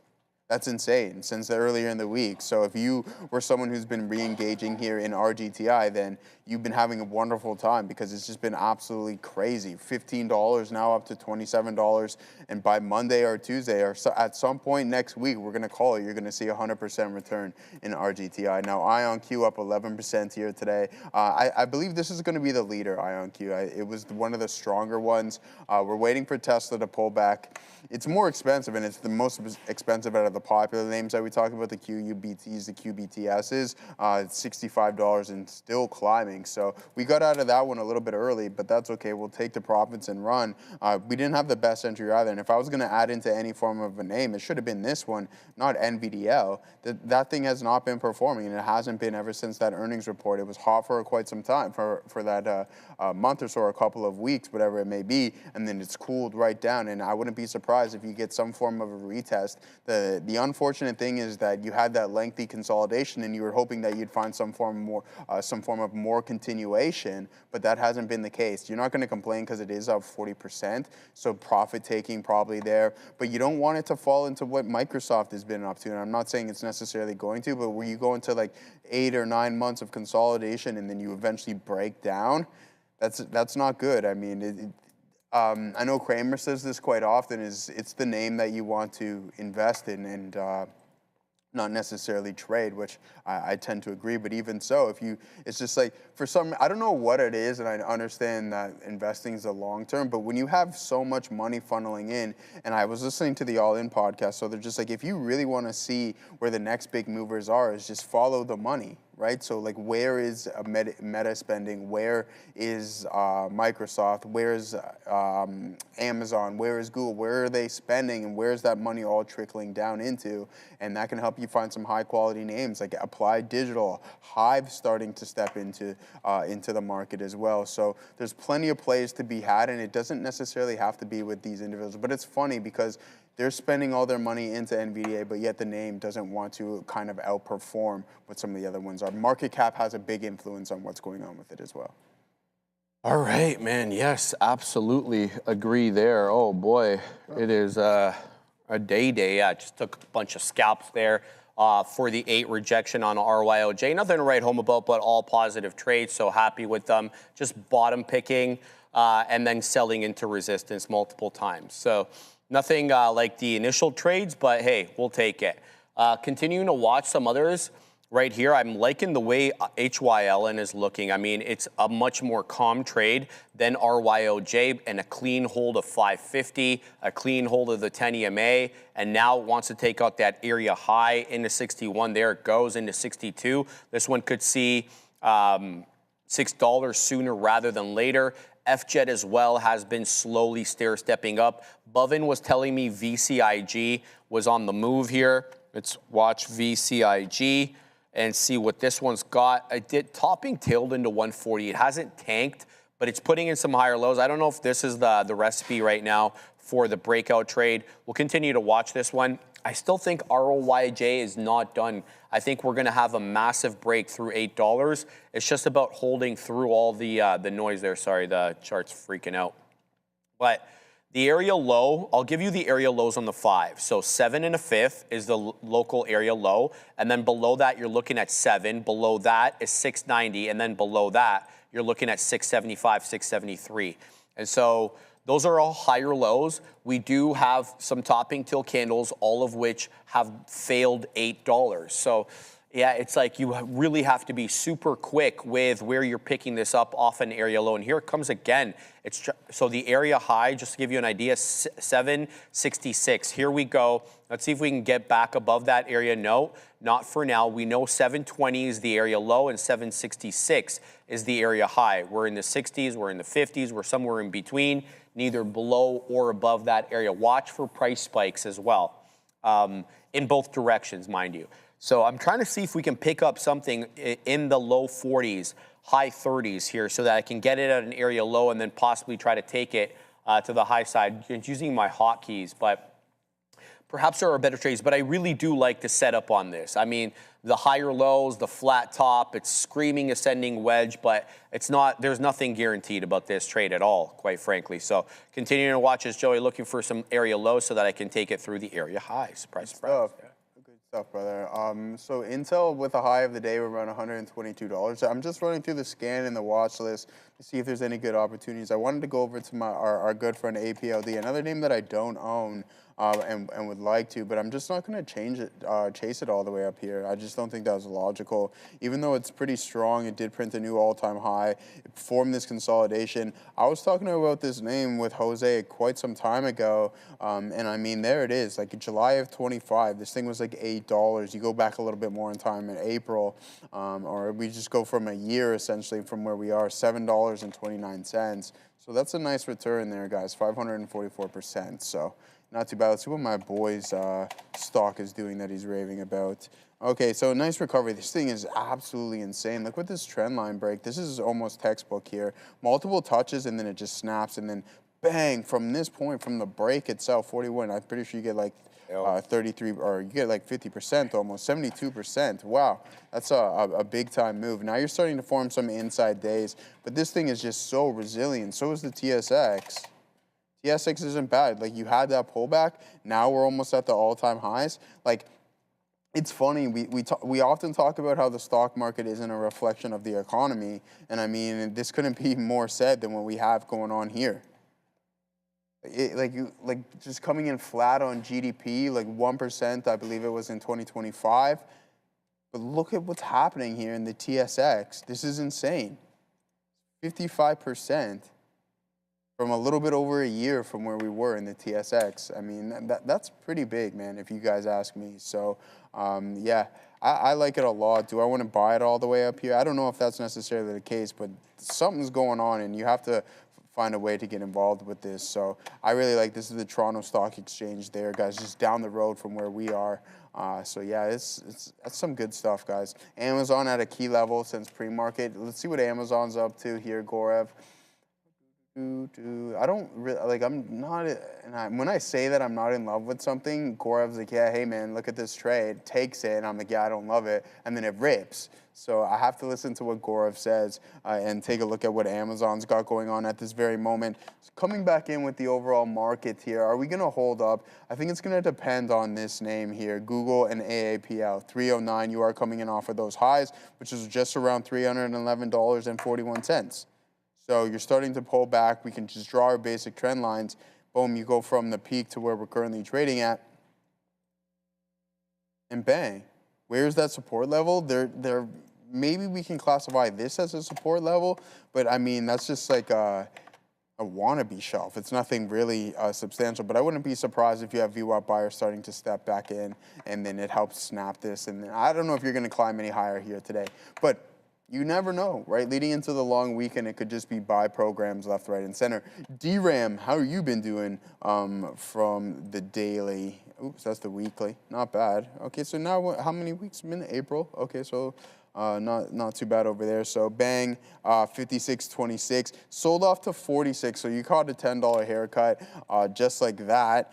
20% almost, and then now you're right back towards the high. We're at the point you're only a couple of percentage points, 5.5% off of that previous high. So that's not too bad of a look. ASML, how you doing? Whoa, all-time highs there. And how's AMAT doing? This is what I'm talking about. Like, and this is me also speaking to myself. Is just like, why are we hyper fixated on this when there's so many other plays inside this chip trade, whether it be the Microns, the SanDisks, the AMATs, the ASMLs, even Texas Instruments is going absolutely nuts.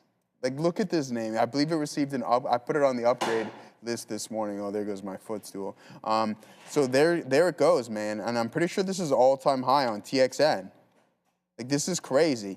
Obviously, it went through a pretty lengthy consolidation. I remember last year, I was buying this name. This is the weekly. Where was I buying TXN? I bought TXN somewhere in this downtrend, and then I offloaded it for like such a small gain, and then boom, off to the races it goes. So from November of last year, you're catching 102%.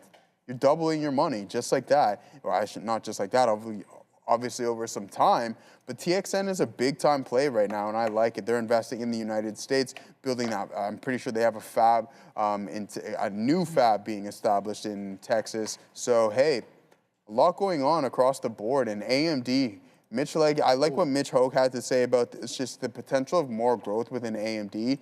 We're at 5 trillion plus, or maybe a little bit under that now on NVDA. But AMD has that room to grow. Is it going to be that next name? And I know Neil and I were talking about, hey, at what point do we see AMD being a $1 trillion company? Ooh. I think by mid-2027. Mid-27, eh? Yeah. What is it at right now? Probably around like 400 or something along those lines. Let's figure it out. BIYA is ripping too. Shout out to my man Adam James abroad. Yeah, what am I talking about? 700 and mid-27. Wow. I think that's 760. Well, it's ran up so much. It's ran up so much. 760 billion. Like, I wouldn't be surprised if you see this thing at $1 trillion by the end of the year with the path that it's on. Yeah, I completely agree. It's probably going to happen. BIYA is absolutely running. We had this up on a trading screen here. I'm just trying to build a position into RYOJ. I want to see if I can pick up something. Look, because I still like the look of this pattern. I know there's a lot of resistance at 8, but I think I can make a good move here if I'm able to bottom pick pretty well. So I've got a very small position on right now. I'm looking for basically the low end of the range, if that's around 7 or 6 3/4. Let's see what we can get. Here comes, oh, it doesn't even give you that long of an opportunity. It's so quick with it. So let's see. We can bottom pick a little bit over here. I'm just gonna take a little bit over here. Let's see if we can move back up. So I like the range, very, very range bound, but trading at the highs. But let's look at BIYA. Did I take this one off? I did, yeah. So let's put it beside RYOJ. BIYA. Nope, that's not the one. On the NQ, ripping up into $1.46, currently showing $1.40. Great breakout trade. Look for support, guys. If it does come back in at around 127, I'd say 125 to 130.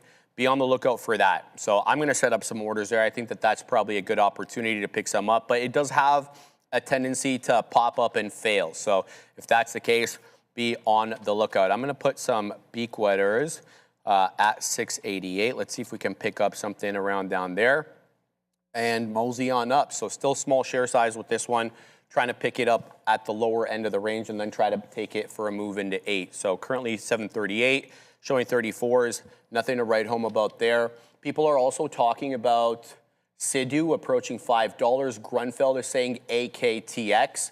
Probably behooves you to look at both of those. We can bring them up over here. Let's see what SIDU looks like on the day. Haven't traded Sidhu in a while. Whoa. Sidhu's ripping. Yep, 492. No way. We're going to take off QBTS. Let's put on the do. Sidhu looks fantastic right now, so we're going to keep an eye on that. AKTX, says Grunfeld.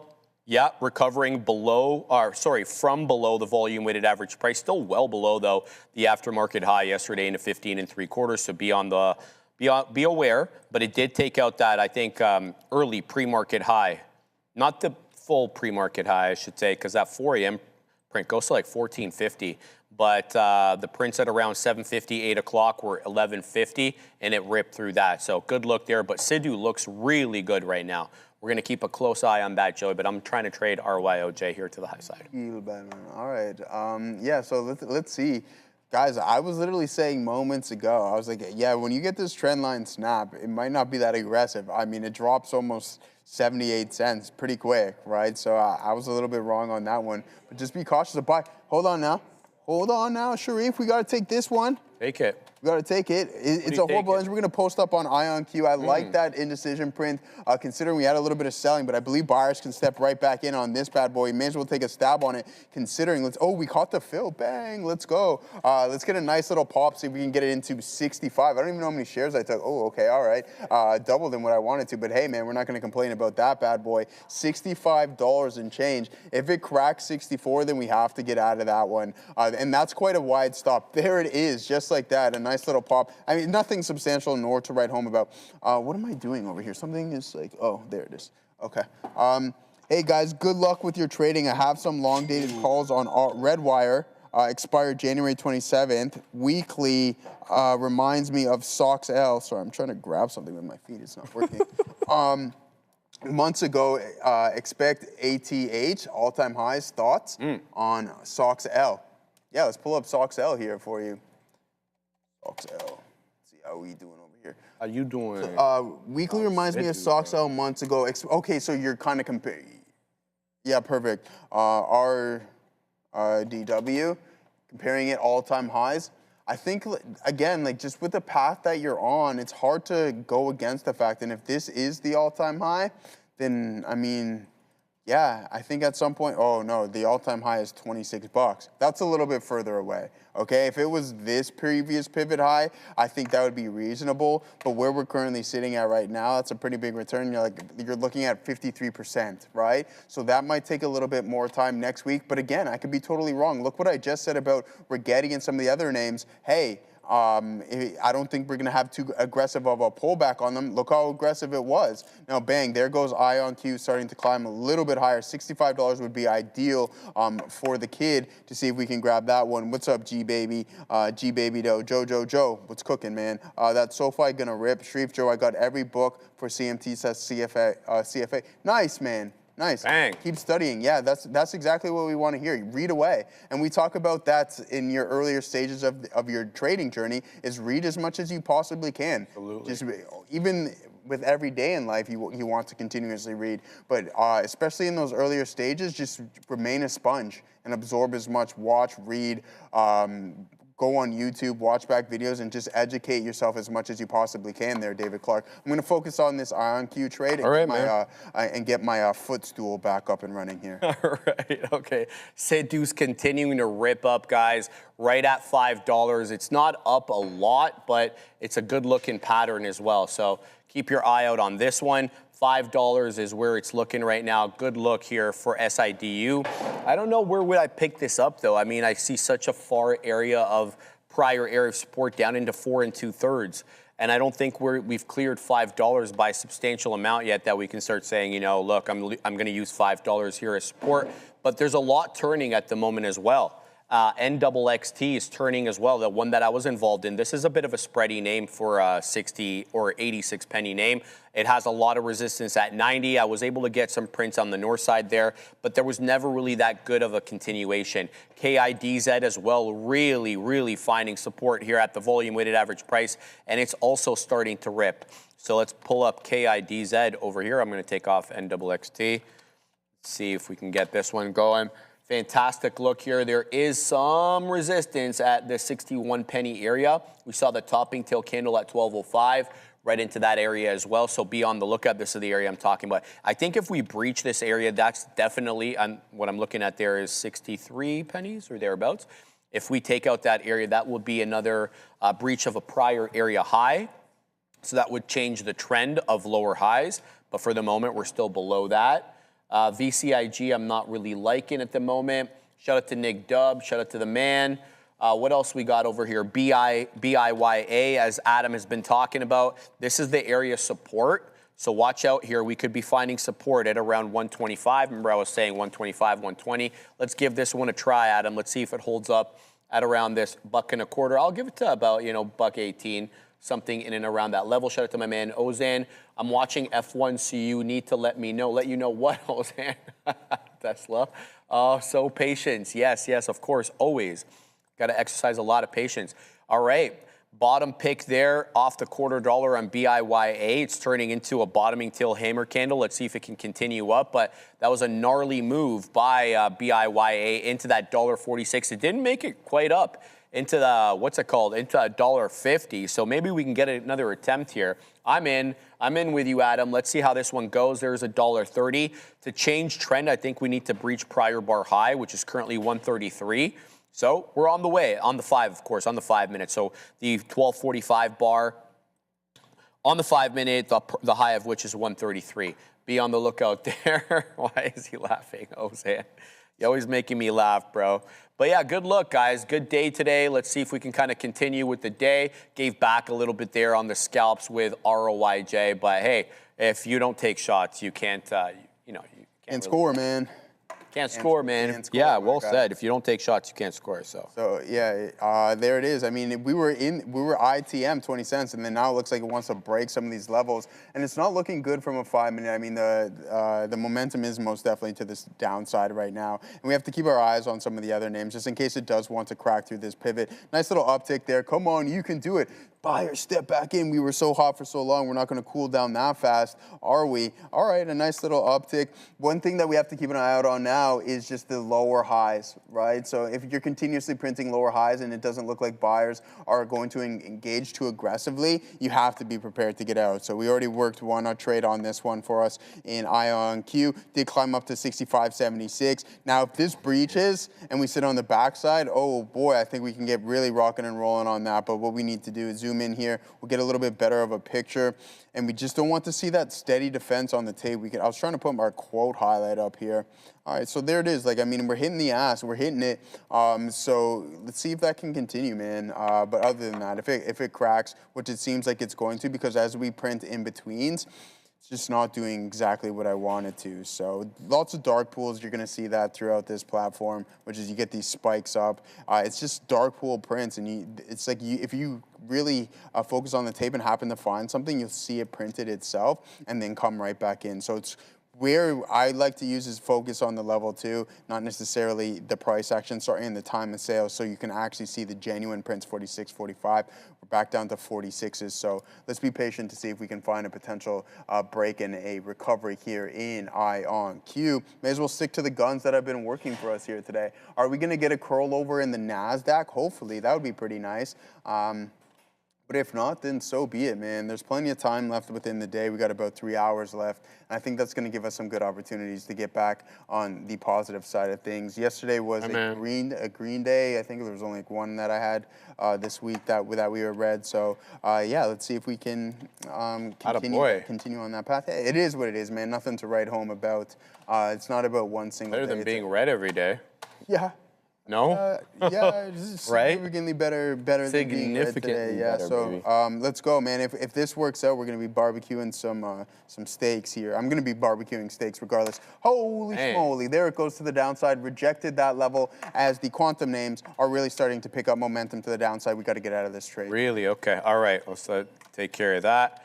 Just putting in an order here. All right. Hey, BIYA is recovering, Adam. There it goes into 34. We got 26s on with you. Let's go, Adam.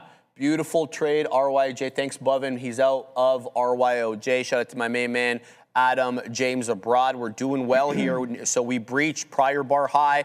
There it goes again into 36. So BIYA on its horse. I added some good shares here, so I'm happy about this one. I don't want to take out anything quite yet, though. I want to see what we can do with that $1.40 area. So here's what I'm going to do. I'm going to post up at 38s, and then I'm going to post up a little bit higher as well at 45. Now, why 45? Because the high of the day is 46, right? So you can get some resistance around that area, but we need continuation. We're getting a bit of a sell.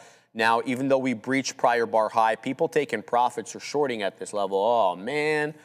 Right back up into 33. Let's see what we get, though, on this one. Now, I did get into a new position, by the way, HYLN. I'm giving this a really tight stop below the $0.50 because it's been defending the $0.50 quite well. It's a steady state stair step up. This one is not a rocket ship, though, so be a bit more patient with that HYLN trade. But BIYA, Adam, the shorts are putting in aggressive positions here. So are the longs because this one keeps, like, zigging and zagging. We got a topping till inverse hammer candle right now forming on the 5 on BIYA as this one is coming down and coming back down in a hurry. This one could be a topping till candle, and we didn't get anything out of this one either, mind you.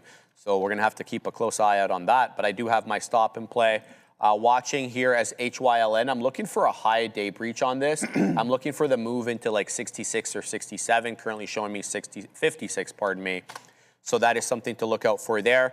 Yeah, so those are the two trades we've got on right now. BIY a little bit below 30, a little bit above. We'll have to see how this cookie crumbles. There are higher lows and a good area of resistance, good area of former resistance, now support, which is at $1.25. Hence why I punched in there as soon as we made that move down. But there sadly is no continuation back into the highs. In fact, both of the 5-minute candles putting in topping tails. That means that there's aggressive shorting happening at the moment. That's not what we're in this for. We need that kind of move up rather than the lower highs, and that's what we're putting in right now, Joey.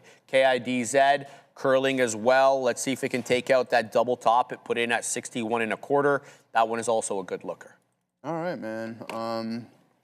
Yeah, let's be patient. We got out. Good thing that we did at that break of that level that we were saying we were going to. I mean, we caught 20 cents to the top side, but we were looking for 65s before we took anything out.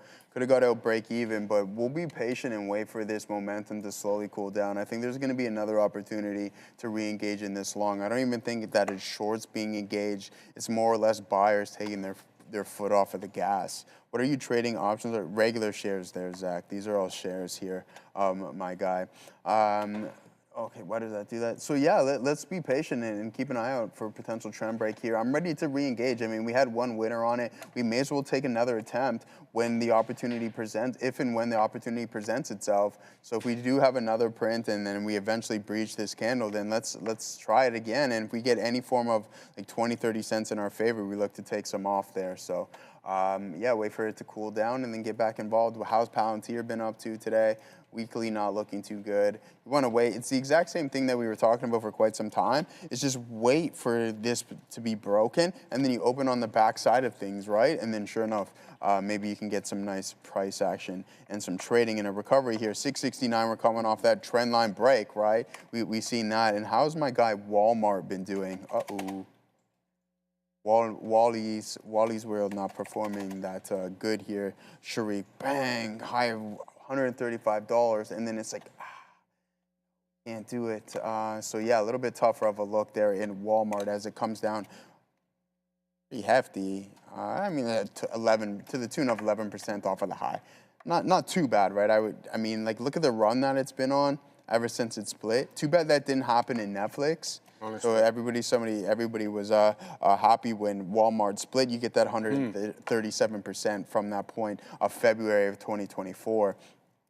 I mean, hey, man, we'll take that. That's for sure. We're not going to complain about it. Nano nuclear, how have you been doing today? Not too bad. All right, so there's some strength, right? But obviously running into some liquidity issues. There's the ETF TAN. Cherif was talking about this the other day, $65. This is a big-time recovery and even more of a buy program right now. So weekly standpoint, massive move there, 69.37, Cherif. Well said. In VCIG now, guys, I'm starting to see a curl up.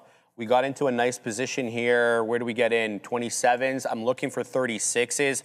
There's 33. I think we just flashed 34s super quick. There's 34. There's 35. Aggressive moves here on VCIG. There's 36. There's the print. Holding half. Took out half. Looking for the continuation. High a day is 40. So watch out for the rejection at 40. I'm going to put a liquidity tester right at 40 for a small position.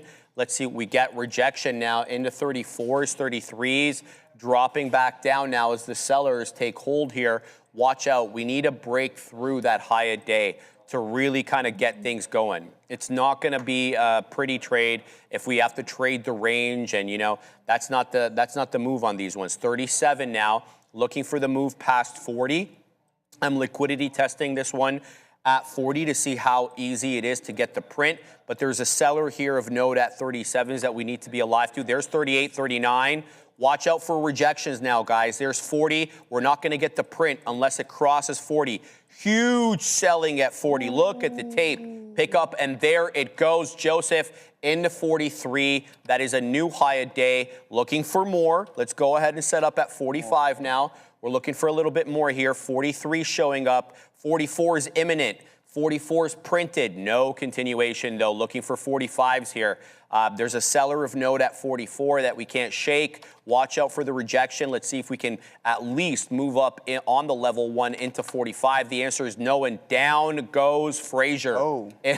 The 38. Can we recover? There's an aggressive pullback here. It's going to force me to take some profits here because, well, we don't know what this one's going to do, right? So taking profits here. Very, very alive to the fact that this one topping tailed last time.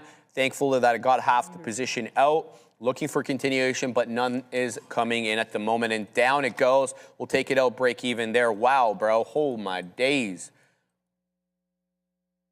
Yeah, good trade there. Good trade. Right. Yeah, gave back a tiny bit there as I did lose a penny per share on the out. That's okay.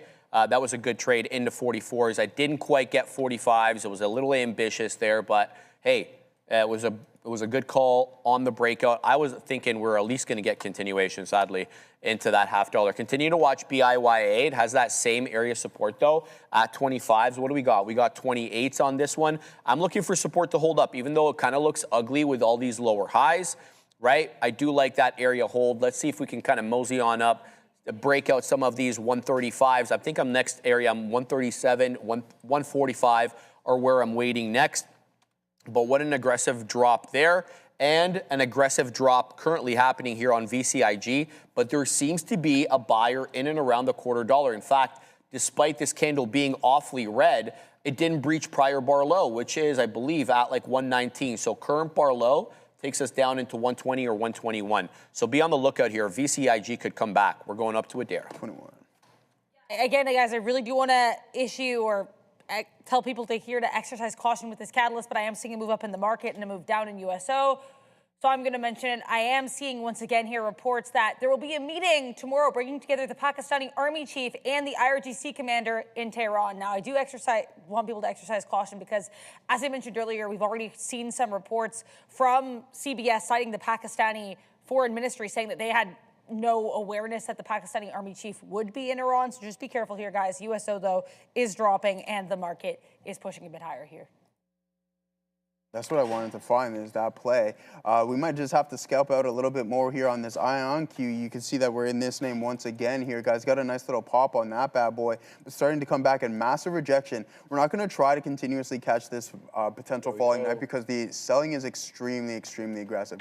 Maybe we're Getty, but I'd rather just go with the flow, and that's with the overall market climbing higher. We have Tesla starting to find somewhat of a rebound. So there it is, bouncing right off of the volume weighted average price. It's just stuck with this gun right here. here. Let's see if we can get an additional pop. We did have a strong one up into 80s there on IONQ, but now starting to head right into the volume weighted average price once again. So we're not going to hold this too much against us there, guys. Only a couple of pennies, nothing to be worried about just yet. But if it doesn't happen relatively quick, then we have to be prepared to get out of this one. Second attempt, we allow that selling to slightly cool down, but the tape is showing us otherwise. And you know what our guy Kramer once said, as Katina Man once back in, he said, don't fight the tape, and that's not something we do. Maybe Peter Tuckman said that, or someone said it, doesn't matter who said it, because they're absolutely right, because you're gonna have a really bad time. You're not gonna beat it, especially if you continuously see sellers stepping in aggressively. So maybe we just get out of this one a little bit early. No, it's telling us not to, as a Prince 43. The spread on this can get pretty crazy, even though it is only a penny. There it goes, a nice little pop up there. Katina Man will take it on IONQ. We have to be prepared to get out of this bad boy as it just continuously flushes. So sellers are pushing price right back down. Every pop gets faded right now. So let's see if we can get an additional one and then get all out of this position here. Even if it's like a break-even trade, right? We're not going to complain about it whatsoever. So yeah, nice little second attempt. Our first one was really good for us here. Boom, boom, off to the races. Second one didn't really work how we wanted. And then this trend line is really acting as some hardcore resistance at this very moment, Cherif. All right, Sidhu's trying to make another move here above 5. So this is what it looks like on the 5-minute chart. Oops, there we go. So it's got this like doji bottoming tail candle, and now it's got a green candle that breached prior bar high. I see a lot of resistance at 495 though, despite the fact that it did get to 503. But hey, man, yeah, it's a slower mover too, and it has this tendency to have like huge influxes of volume and then kind of just flat lines after that. So keep an eye on SIDU. I don't have any trades on it at the moment, but watching it nonetheless. VCIG continues to sell off after we got out. How's BIYA doing? I'm not loving this at all, man. It's got a lot of lower highs. The only thing really kind of keeping it up is that former 125, 126 resistance now looking like support, but it's not showing you the higher highs to kind of make you feel that the buyers are stepping in with you here. So I'm kind of caught between two minds on this. We'll watch it. HYLN, I'm like 1 penny in the money, 1 penny out of the money. It feels like it's definitely topping. And doing a bit of a rounded top. Shout out to my man, Big Spile Burdette. But, you know, I've given it to 48, so I think that that's something that I can stomach. And for right now, the buyers are stepping in basically every time at the $0.50. So it hasn't even breached it, but I feel like maybe with this rounded top pattern, the shorts are going to see that, and perhaps they may be interested in taking it short. So we'll have to wait and see. Neil in Thailand, 98.56. Cherif, circle back to RYOJ. Oh, I will.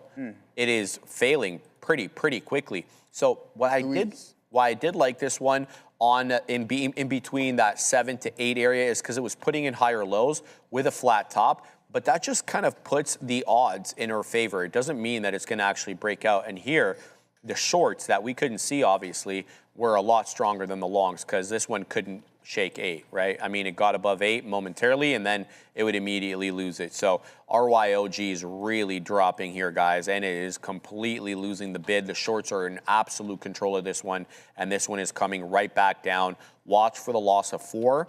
And then I think there might be support at 3.25 because that was the kind of the implied balance high at around 950. It did lose that, or sorry, if it loses that, then we're probably going to go negative on the day.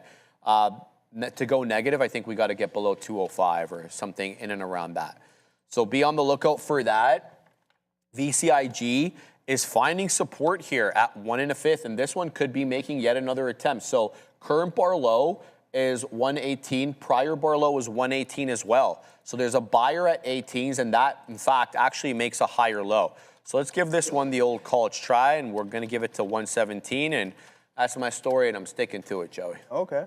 Good stuff. We like that one. Yeah, good thing we got out of there because it did crack that low. So what we do have to wait is for any form of reaction around the volume-weighted average price, and then we'll look to re-engage on that one. Printed this inverted hammer, and it's just like, all right, get out of Dodge with that one. Nice curl back over here on the NASDAQ. So you breach, you almost head in towards that pre-market high, you double top, and now you're just heading right back up there. So not too bad of a look. I mean, should we just buy some all the way up here for the break of the high of the day? That can be done. Nice bounce that we're getting. I would like to see it a little bit closer to VWAP, but we'll take one more stab at this bad boy because that's a pretty strong engulfing print. Volume is relatively low, which is totally fine, but if you just have some more indecision, and then any form of a pullback within this range, then maybe we can take an additional attempt on IONQ, and if it fails, then so be it. It's strong. I just feel like we're putting in ourselves at the right place at the right time, regardless of if it works or not, right? As we were just talking about how you don't score if you don't shoot, so you got to. Let me ask you something. Yeah, for sure. When you were a kid, Yeah. what was your dream job? I don't know. I couldn't tell you, to be honest with you. No, huh? Like there was nothing that you said like, oh, I wish I was this or no, huh? No. I feel okay. So. And that's just me being honest. Yeah, fine. That's fair. Yeah, it is what it is, How right? about yourself? Hold on, I'm not done. Oh, okay. What would be your most ideal job now? And you just be honest about it, right? I mean, like the job doesn't have to be attainable. It's just ideal. Most ideal? Mm-hmm. If you could choose, hold on, say that again, Fabian. Fabian wants to be an astronaut. And there's no limitations here in terms of education or, you know, like... a pro athlete. A pro athlete. Yeah. So, like a hockey player. Yeah, why not? Or a pro boxer, one of those. Now you're coming into the right area right there. That's what I want to hear. More ideal, yeah. Pro boxer. That'd be the last thing Katina Man says. Well, I think that's what I was just about to say that, right? The CTE, might catch us a little bit off there. But see, the thing is, though, you remember his name. So he did great things as a boxer. He did. Being, right? But you don't so feel if you like he suffered a little bit? Of course he suffered. Yeah. But with such great gain, there's going to be some end of the flip coin, right? Of course. That's how the universe works. Couldn't agree more, man. Couldn't agree more. That's some wise stuff. I think as Achilles once said, if you don't, you got to do something great in order for people to remember your name. So, well, people certainly remembered his name. I'm loving the comments here in the chat. A manager at Hooters says YV something or another, and John Del Segno. I just want to be an OnlyFans feet model, says YV7584. The Katina Man wants to be a pro golfer. I like that. A hair model said sit and spin. Look at Tiger Woods, bro. Come on, that look at Tiger. There you go. Fall from grace, right? It happens to the greats. What are these comments, bro? I always wanted to be a wig designer. Hold on, who remembers that Seinfeld episode where that wig master comes and spends time at Seinfeld's or George's house with his what's it called, fiance, and he can't stand the guy. Joey options versus Conor McGregor at night. Hypercube's trolling me. Mustache stylist. Vancouver Island said you're too pretty to box, Joey. So, they're going to have to figure something out there. Sportsman, pro cricketer. And after that, a porn star, says Arun Warrior 2024. Fantastic. Okay. So does Ninja Bread. He also wants to be a porn star. Yeah, all right.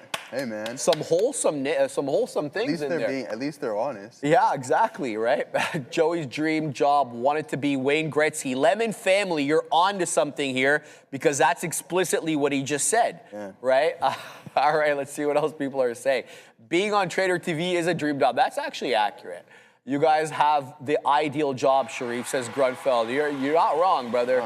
My most ideal job, Joey, is unemployment, says Trader604. Mine was being a cricket player in India, says Arun Warrior. No, you said porn star, bro. You can't take that back. I'm sorry. No, in all seriousness, man. I mean, at a young age, if it's anything can happen, right? Definitely Absolutely. Hockey player. Hockey was always my first love, right? So that's something that I just, from as long as I can remember, my grandfather had me in that, and just everything was blue. It was bleeding blue. It was just hockey, hockey, hockey. So yeah, if I could pick between a pro boxer or being a professional hockey player, it'd definitely be a professional hockey player. My cousin is the closest one, as I mentioned to you guys, in the family, who actually Man, I don't know if he's listening right now. What did they say now? Not you. Oh my goodness. Yeah. It's so funny. Go on, Joe. No, who actually messaged me last night, he's actually a decade younger than I am. Okay. And he messaged me yesterday. He's like, hey, Joe, man, I want to start investing a little bit of my cash. And I'm like, all right, man, give me a show later, do a little bit of research. And, right. Yeah, we'll get you set up. Because he's 20, he's around my age when I started doing it. Around your age. Yeah, and I mean, I think the beauty about this is, Cherif, is that we can pass on to the younger individuals and even everyone here in the chat, all the mistakes. Like what I personally didn't have within the financial markets is eliminating all of the mistakes that you learn throughout the years and teach them, hey, this is not what to do, and more or less lean what to do. I want to ask you a question. Are you good at learning from other people's mistakes, or are you one of those people that has to learn from your own mistakes? A little bit of both. A little bit of both. both? I'm a Libra. Yeah. I think we'll put that in the middle, right? So, I mean, my grandparents told me for years, don't do this, don't do that, until I figured it out for myself. I was just like, yeah, they don't know anything. But then when right? Yeah, you always know everything right? when you're young, right? You think you know it all, but you know, as you get older, you know that you actually knew absolutely nothing. Well, not as much as they did, certainly, yeah. Yeah, absolutely, because they went through the experience. Well, you go, right? So. Hold on, I want to ask the big boys over here. I know you guys aren't mic'd up, but I'll just echo what you guys say. Honestly, Katina, man, what did you want? I know, now, how about as a kid? Seriously, you want to be a spy? Katina Man says spy. Neil, what would be your dream job now with no limitations on education, no limitations on hiring, and what was your dream job growing up as a kid? I'm asking Neil right now. I'm going to echo in a second. Yeah, I knew Katina Man wanted to be James Say that again? Bond. Major League Baseball GM, that current? That's current. So that's his current. Not even a player, bro? He wants to be a GM, my guy, right? That's fair.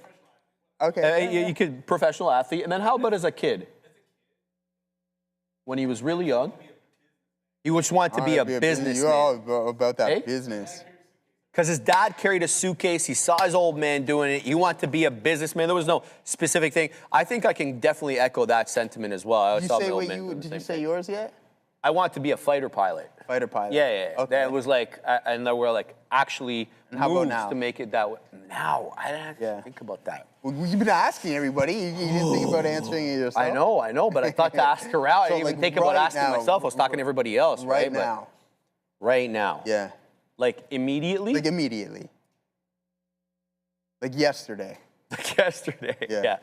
I don't know, man. Let me digest that one a little bit, man. I don't know.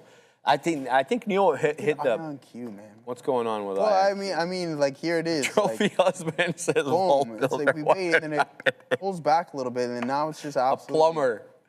Yes. Well, yo, man, plumbers are getting paid these days. Yeah, of course. They're getting paid. Hey, man, don't try to dodge the question, brother. You gotta. I'm thinking, Joey. I'm like legit thinking. I don't know, a Fortune 500 CEO. Yeah, that's a good one. Bang. Yeah, you know all right. what I mean? Yeah, no, that's a good one, man. Yeah. So then I'd be under current state or a current, Okay, be company specific now. Yeah, it'd have to be a tech company. You know my inclination. I cover the microchips heavily. or AMD. Like an Intel or something like that. Like you're like that success story, like that company that everybody wrote out. You're Libbu, you come in, all of a sudden, you're tripling your valuation, right? That'd be nice. For sure. Okay. Neil, what did I say to you, though, about Intel? I'm not going to say it on camera, though. I'm not going to say it on camera. But when Patty G was out, what did I say? You guys need what type of CEO? No, that's not what I said, Neil. No. All right, I can't say it on camera, but that's fine. All right, let's look at that. I wanted to be a big toe model, says Rocket Trader. Jim 9422. Thank you for the $5 super chat. Heck, man? That's hilarious. I wanted to be a toe model. Hold on, who remembers that George episode? I don't know, SSC, know what the hell that even is, but I remember when George was like a hand model, and like all of a sudden he was like, his parents would pass him the scissors with like the point towards him, he'd freak out. He's like, I'm a hand model now. Right? So funny. Anyway, guys, all right, we're having a good time here. We're also doing pretty well here on HYLN as it's ramping into the high of the day, 574. It's on the move. I'm also holding this still here, not VCIG, sorry. There we go. BIYA, as it did kind of hold that 1 1/4-ish area and is trying to make a move, but it is still lower highs. I want to see if this one wants to price spike up and have another attempt here at that 146. But there goes NXXT into the high. This one is on the way to the dollar here, 93.70, about to take out 95. Watch out for this one. It's not a big 34 and change, but I definitely like to see what this one has to do. So, Fabian, what did you want to be as a kid? And astronaut. Oh, the astronaut. How about you, Assassino? What'd he say? So he's just a born assassin. He was Born assassin. He's just a born assassin from day one, bro. Day one. Don't mess with Born Assassino, assassin. bro.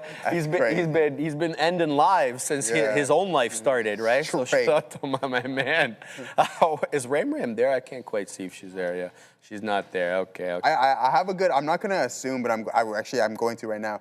It would definitely have to be for Adara around like screenwriting, screenplay, or. Oh yeah, something let's like ask Adara what she wanted to something be. along Let's. those lines.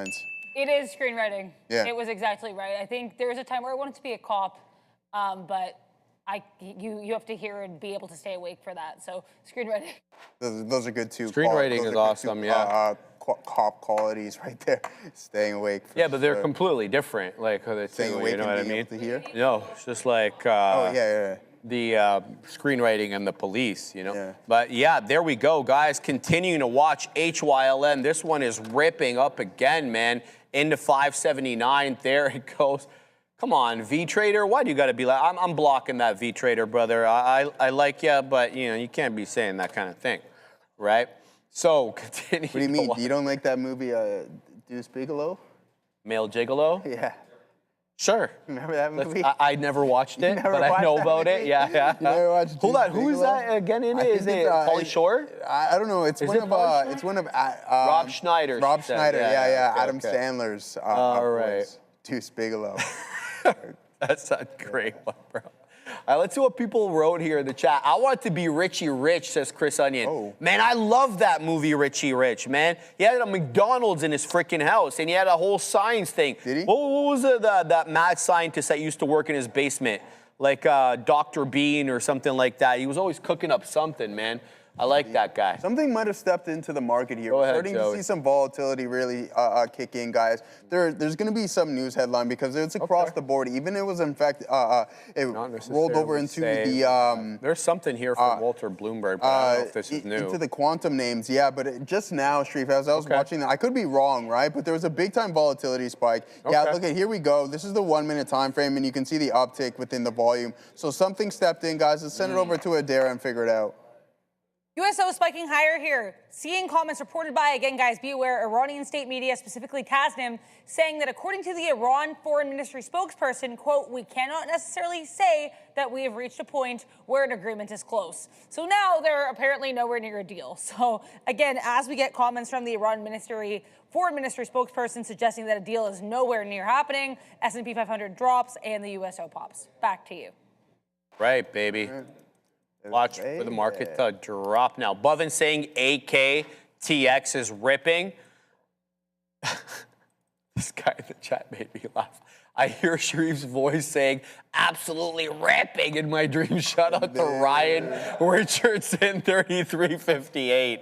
You're making me laugh, brother. I appreciate it. All right, here is AKTX, and it's looking good, pretty good here, Bovin. It definitely took out that volume weighted average price level. It's above that 11.5. Recall we were talking about that 11.5 as a staunchy area of pre-market resistance, and it certainly acted as resistance initially, but it ripped through that now 1281 high, currently showing support at 12. Watch out for a possible move back into 1150, 1175. Just be on the lookout here, guys. But this is a good one. I want to mention that it had a big move in the aftermarket yesterday, so there's still a lot of overhead resistance that we got to get through to really kind of take off there. So watch out, AKTX, another fantastic call by Bovin. He's been making them all day. Bovin, the OG, we appreciate having him At least I do. As a viewer, because he is, I used to call him always my other pair of eyes, my other set of eyes, and I really do mean that, Bovin, man. You call him out good. Sometimes I don't agree with your setups because you take things below the volume weighted average price, but you seem to make money on them, and who's gonna argue with that, man? So shout out to the OG. And if you guys are new and you're small cap gapper traders, you like some of these big parabolic movers like RYOJ or BIYA or any of the other ones, Bovin is in the chat. He's typically calling these ones out. He's able to see the scanners when we're doing other thing, so you should be looking out for his level. Shout out to the OG, Buff. Shout out to OG. I don't know if we can say that there, Adam. What happened? Football player, man, soccer player, played Man City. I played for Man City. Hold on. Yeah, I do know that, though. He did tell me that he was actually in their academy. Oh, really? Yeah, that's why he's such a fan. Okay. Isn't that cool? That's mad cool. All right. Never made it further. That's all right, brother. I mean, man. what's the percentage of people who move up from the academy into U19, U21, let alone get into first the team, academy, bro? Get into the academy. You realize that the academy system in England is insane, right? Yeah, and not just for it because it need to makes know great that. players, but there's entire teams like Southampton, for example, Brighton Hove Albion. Yeah. Their academy's so good, they just make money off their players. Yeah, So they'll probably. develop them, and then they'll sell them to a team like Arsenal or whoever, That's and just crazy. make like a killing on the player.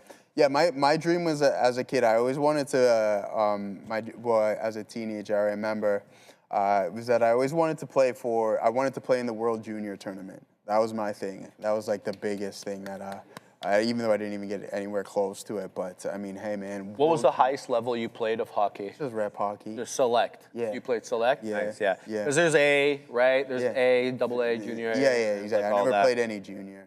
No. That's fine, bro. I mean, like, what percentage of people do you think play hockey that ends up getting to juniors? Very 3, little. 4%? Like very little. Yeah, very yeah. little. Yeah, I end up playing junior, or anything along those lines. I was busy doing other things. There you go. What a shock. Yeah, I mean, people were doing not like things the with their best lives, things, yeah. right? Well, I mean, that would have been more ideal. It would have been better off. But shout out to my cousin. I'm glad that he made it that far at least. Man, this is frustrating as IONQ just goes. I mean, we grab there and then it just does one more move. I have to re-engage on this trade and get right back in at a little lower of a price because off to the races north of our target. We mentioned that there's going to be a bounce back. So I had to no vault builder. Yeah, well, at 17, yeah, that's probably what I was definitely falling into. But anyways, 63.50, and then now you're $1 higher from that point. So yeah, it is a missed train and a missed opportunity on that one. We'll be patient. I mean, there's still some time left. 2 o'clock, 2:30. We'll eat some lunch, and then we're just gonna just lock it. Yo, where's the fish and chips at, man? We're not getting that. We're not getting it? We'll have to wait till Tuesday. I mean, What happened? no one ordered it. Who's gonna order it? Who's gonna? Is that what happened? Of course. Otherwise, like, I mean, it would have been here. Oh, okay. Someone's got to order it. No one really put that. No one put the order in. No one put the order in. That's crazy. So it typically doesn't come. Can we do that right It now? doesn't come when the order doesn't. Let's go to Uber Eats. Adara, what's the name of that place again?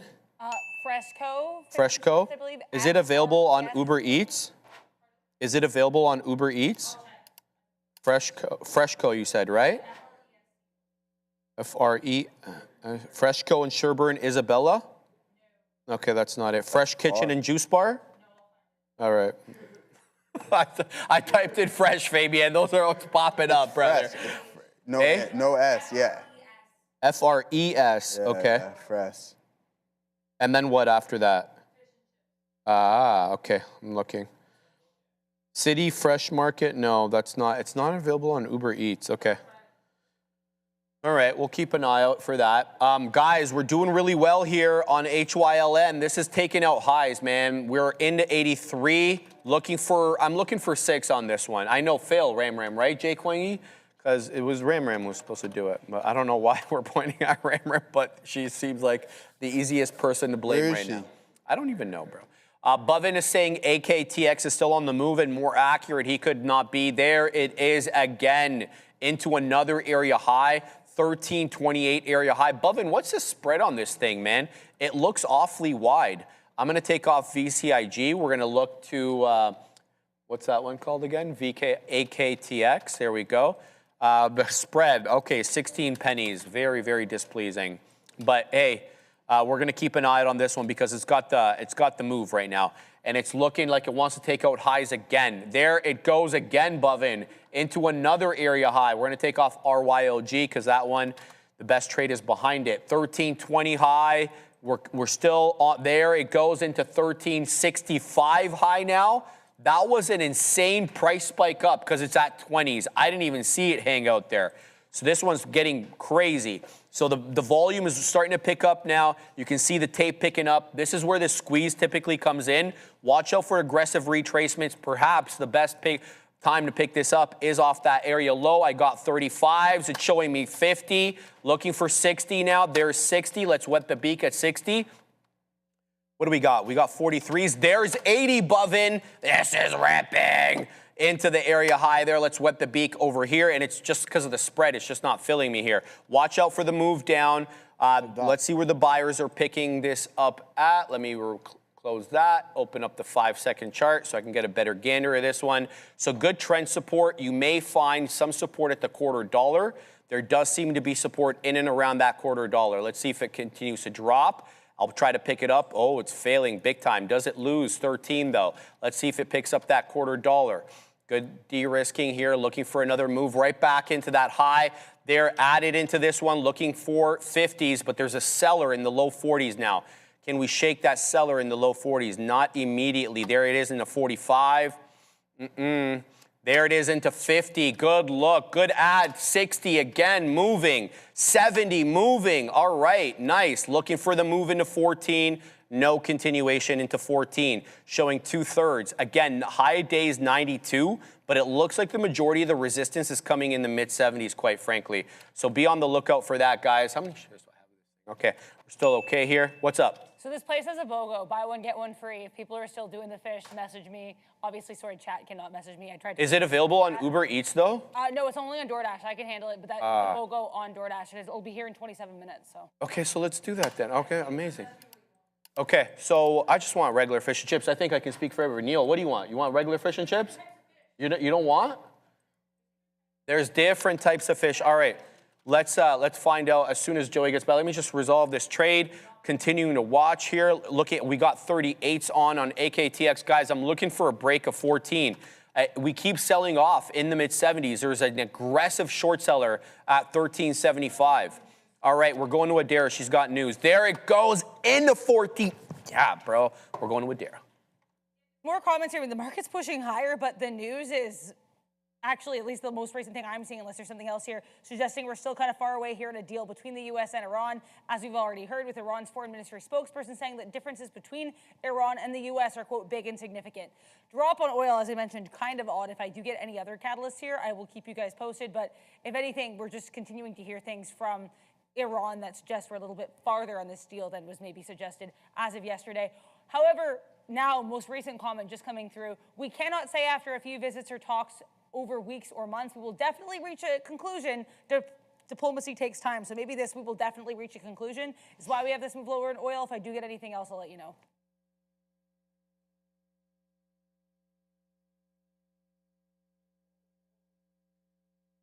Yo, bro, we just took this trade, my guy. All right. There goes AKTX into the high of the day. This one, limit up 1465. See, it's working on this one, Joey. That's weird, right? What's that? The Halt bands. 1465 limit up. Bovin, you did it again. Bovin. AKTX, another Bovin special. What a move up here for this one. We're continuing to watch, guys. Let's see what kind of resistance. We're already getting resistance at 14 to be expected. I'm also watching HYLN. This one is, no, is it? What's the high of the day? 90, showing 79. Okay. So what do I have on HYLN? I've got 54.5, only a few outs left, so nothing to worry too much about there. BIYA, though, this one is killing me. I got 28s. It's showing me 29s. I got to get rid of this thing. It just doesn't have continuation. I just know it. The second I get rid of this thing, it's going to absolutely rip up. AKTX is finding support at the $0.50. Watch out here. A buyer at around the $0.50, showing 2/3. This one could make another attempt at 14. We're going to Adara. honestly, guys, more really weird back and forth headlines here coming from Iran. I'm hearing just most recently here from the Iran Foreign Ministry spokesperson that details related to the nuclear issue are not being discussed at this stage. But then a minute before, I heard reports that they've actually reached an understanding on the nuclear issue. So, like, literally every other headline is a different piece of information. I'm just letting you guys know to be aware, to be careful. I'll give you guys everything I hear, and we'll kind of wait, I guess, to see what the market reacts to. But once again, Iran Foreign Ministry spokesperson being a lot more cautious here, saying diplomacy takes time. They could eventually come to a deal, but it might take a while. Well, of course, Sky News Arabia reporting that they actually have already reached an understanding on the nuclear deal. All right, Joey, go AKTX. Huge seller at 13 on AKTX. Monster seller at that level. Do we have another attempt at it? Anything below the $0.50 ends the trade for me. We're in basically at the highs.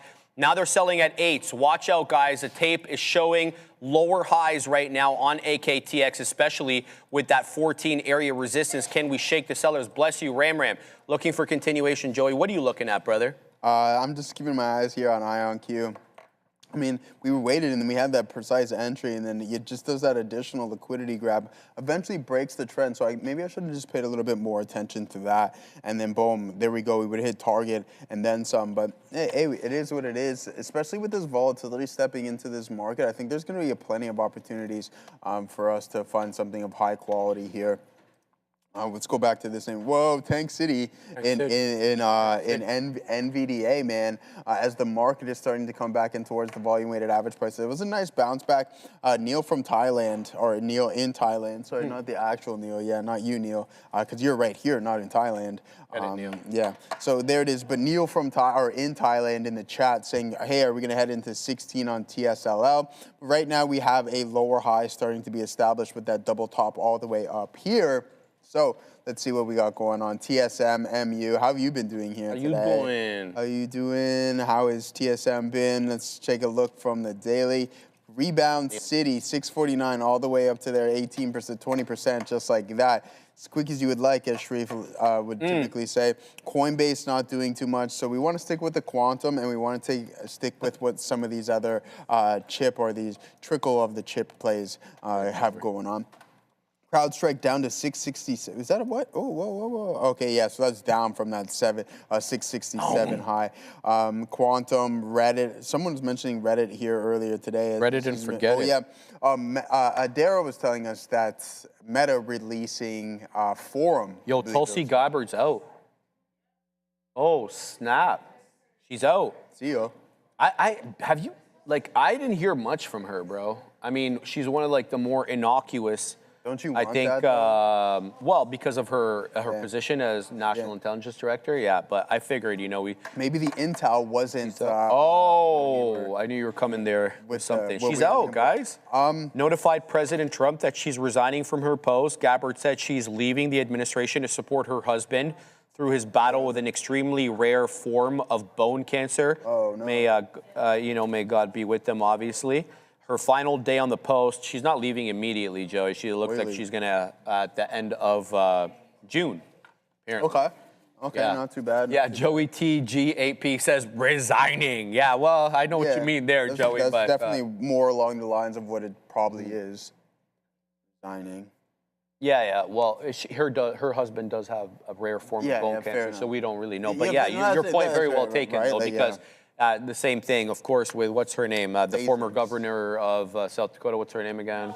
Kristi Noem. Thank you, Adara. Yeah, the same thing. She resigned, right? Well, there you go. Right. Technically, Kristi Noem was promoted to the Golden Dome. That was how they phrased it. So it wasn't a resignation. It was a Golden Dome promotion, but the timing of it raised some eyebrows, I'll say. Oh, there you go. All right. Erase some eyebrows. All right, guys.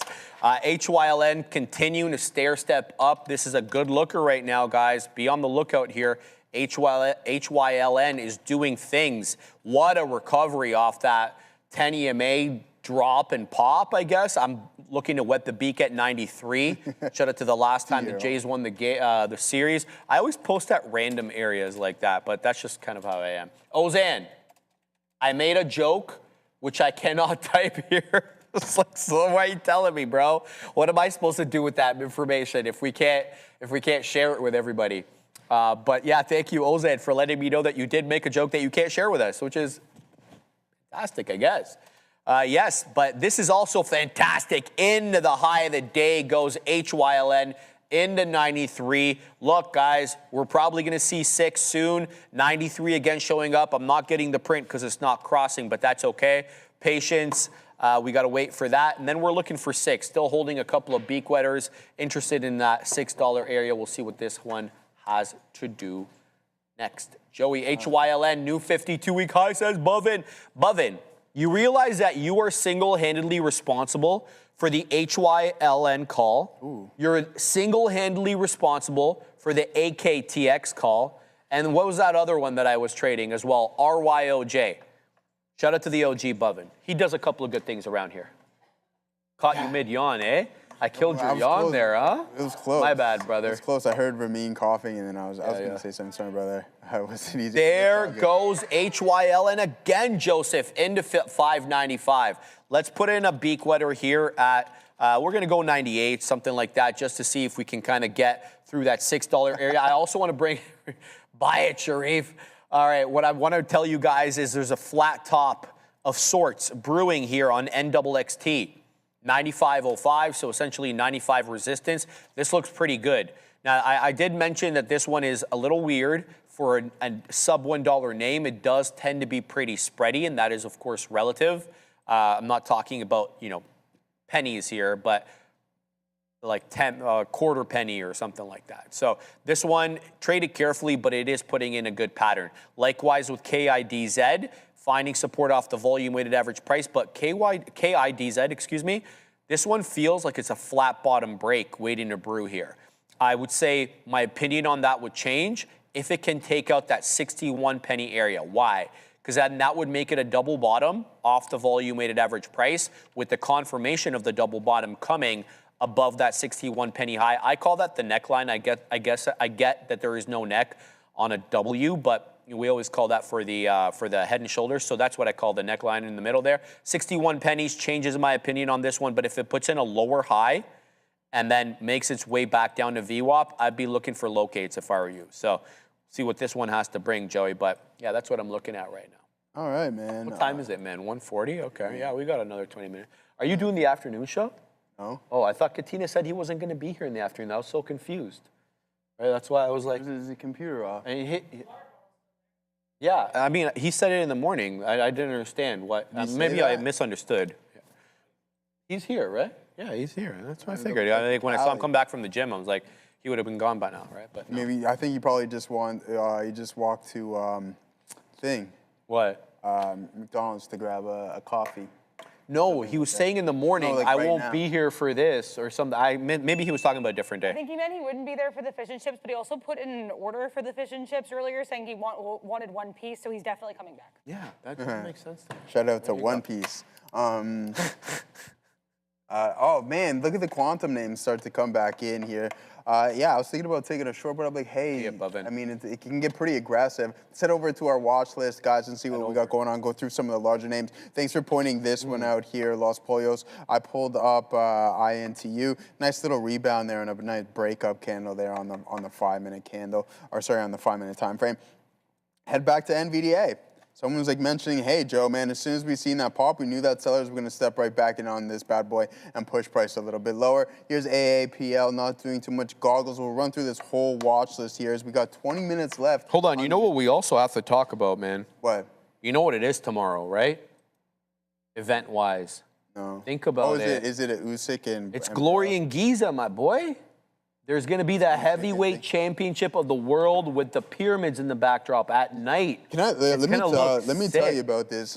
What, man? Who's he fighting? That kickboxer. What's his name? I forget his name. Exactly. No, but I'm just not good with names, bro. Don't come at me like that. I'm coming at you like that, I don't remember names. No, you're not That's my listening to thing. what I'm saying right now. Right. That's what boxing's issue is. Except for that one division, right? The lightweight division. You don't know who these guys... Welterweight.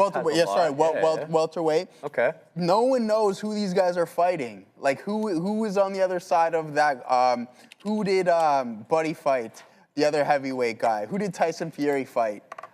Fury? Yeah. Who's that guy's name? Which fight are you talking about? His last fight. The one where he called out AJ.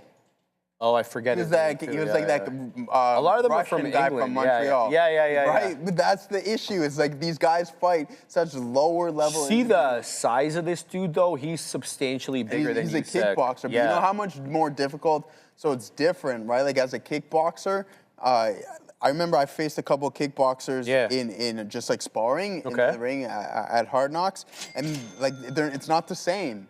It's not the same. Oh, I definitely agree with that. They're used to using their legs and stuff, right? In addition to that, though, there's a sick undercard. You know how much I like Hamza Shiraz, and I was looking this guy up. Tall guy, right? The tall guy, and he's got hands. He's born on the same birthday as me, man. Yeah, you were saying that. He's got Monday birthday as well. So he's fighting 2 days before his birthday. That guy's a hype bully. Dude, he's got bombs in his hands, man. He hurts, man. Like, you got to go watch some of his older fights on YouTube. Shout out to Hamza Shiraz, man, who in the chat knows, especially if you're from England, you guys know exactly who this guy is.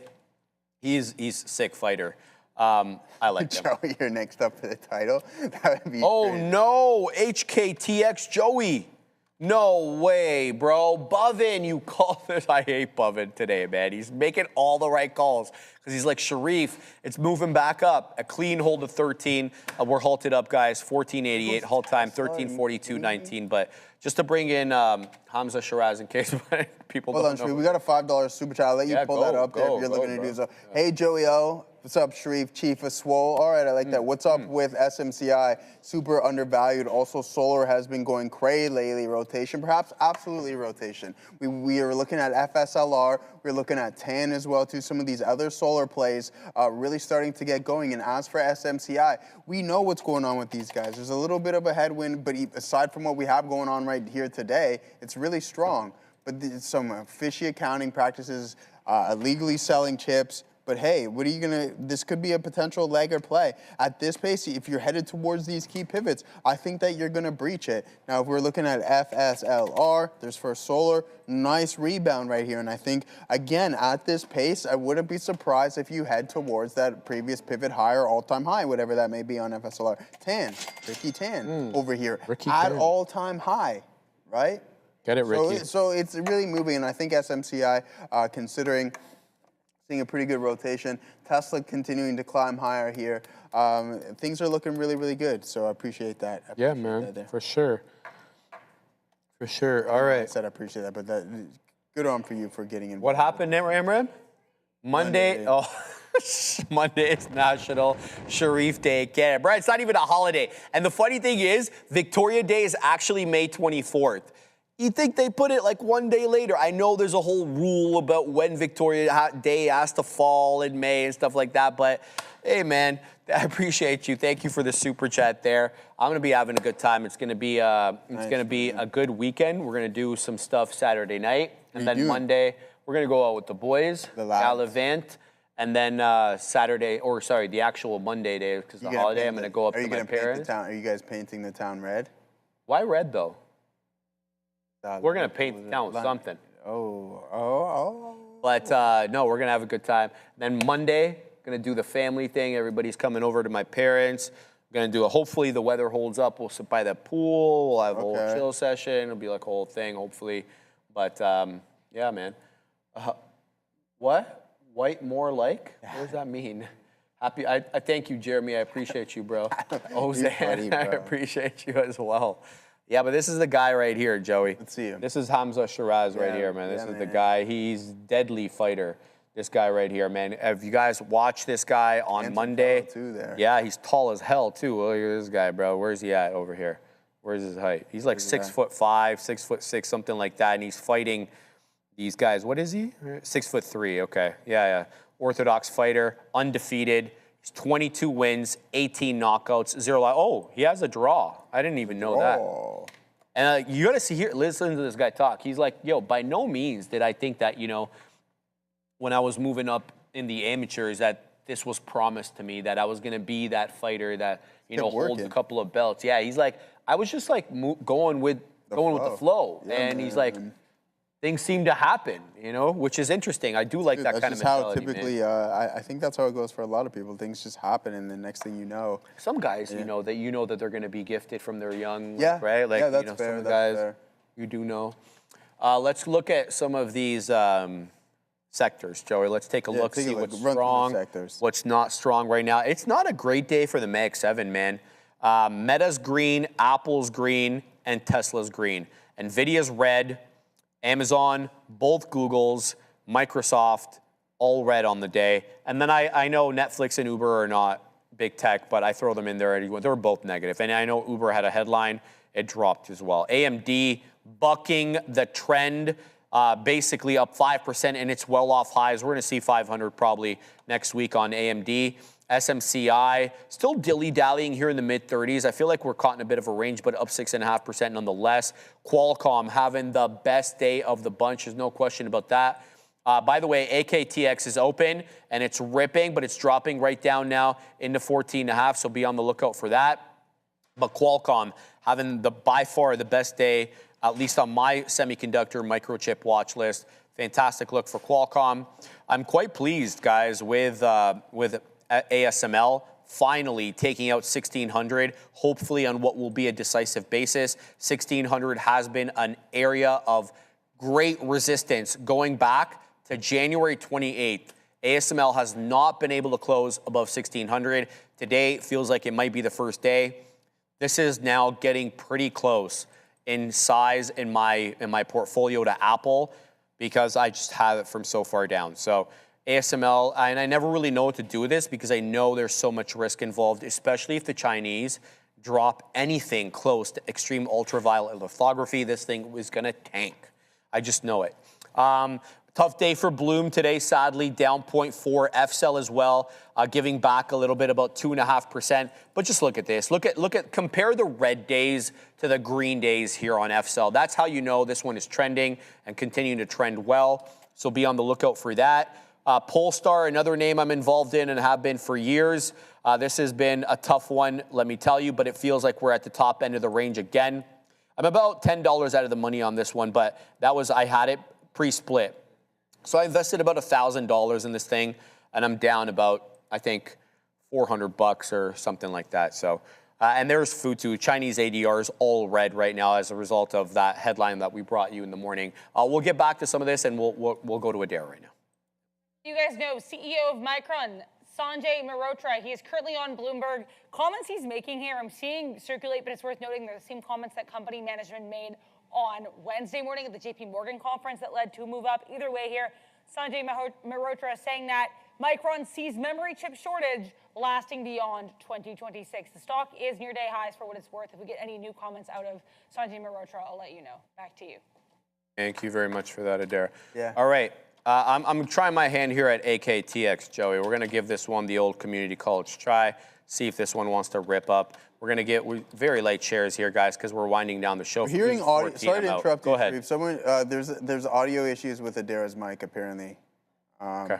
Just to see if we can get that. I know it can be on, but there could still also be issues with it. So if we can get that sorted out, because everybody's complaining in the chat. So something clearly going on with Adara's mic.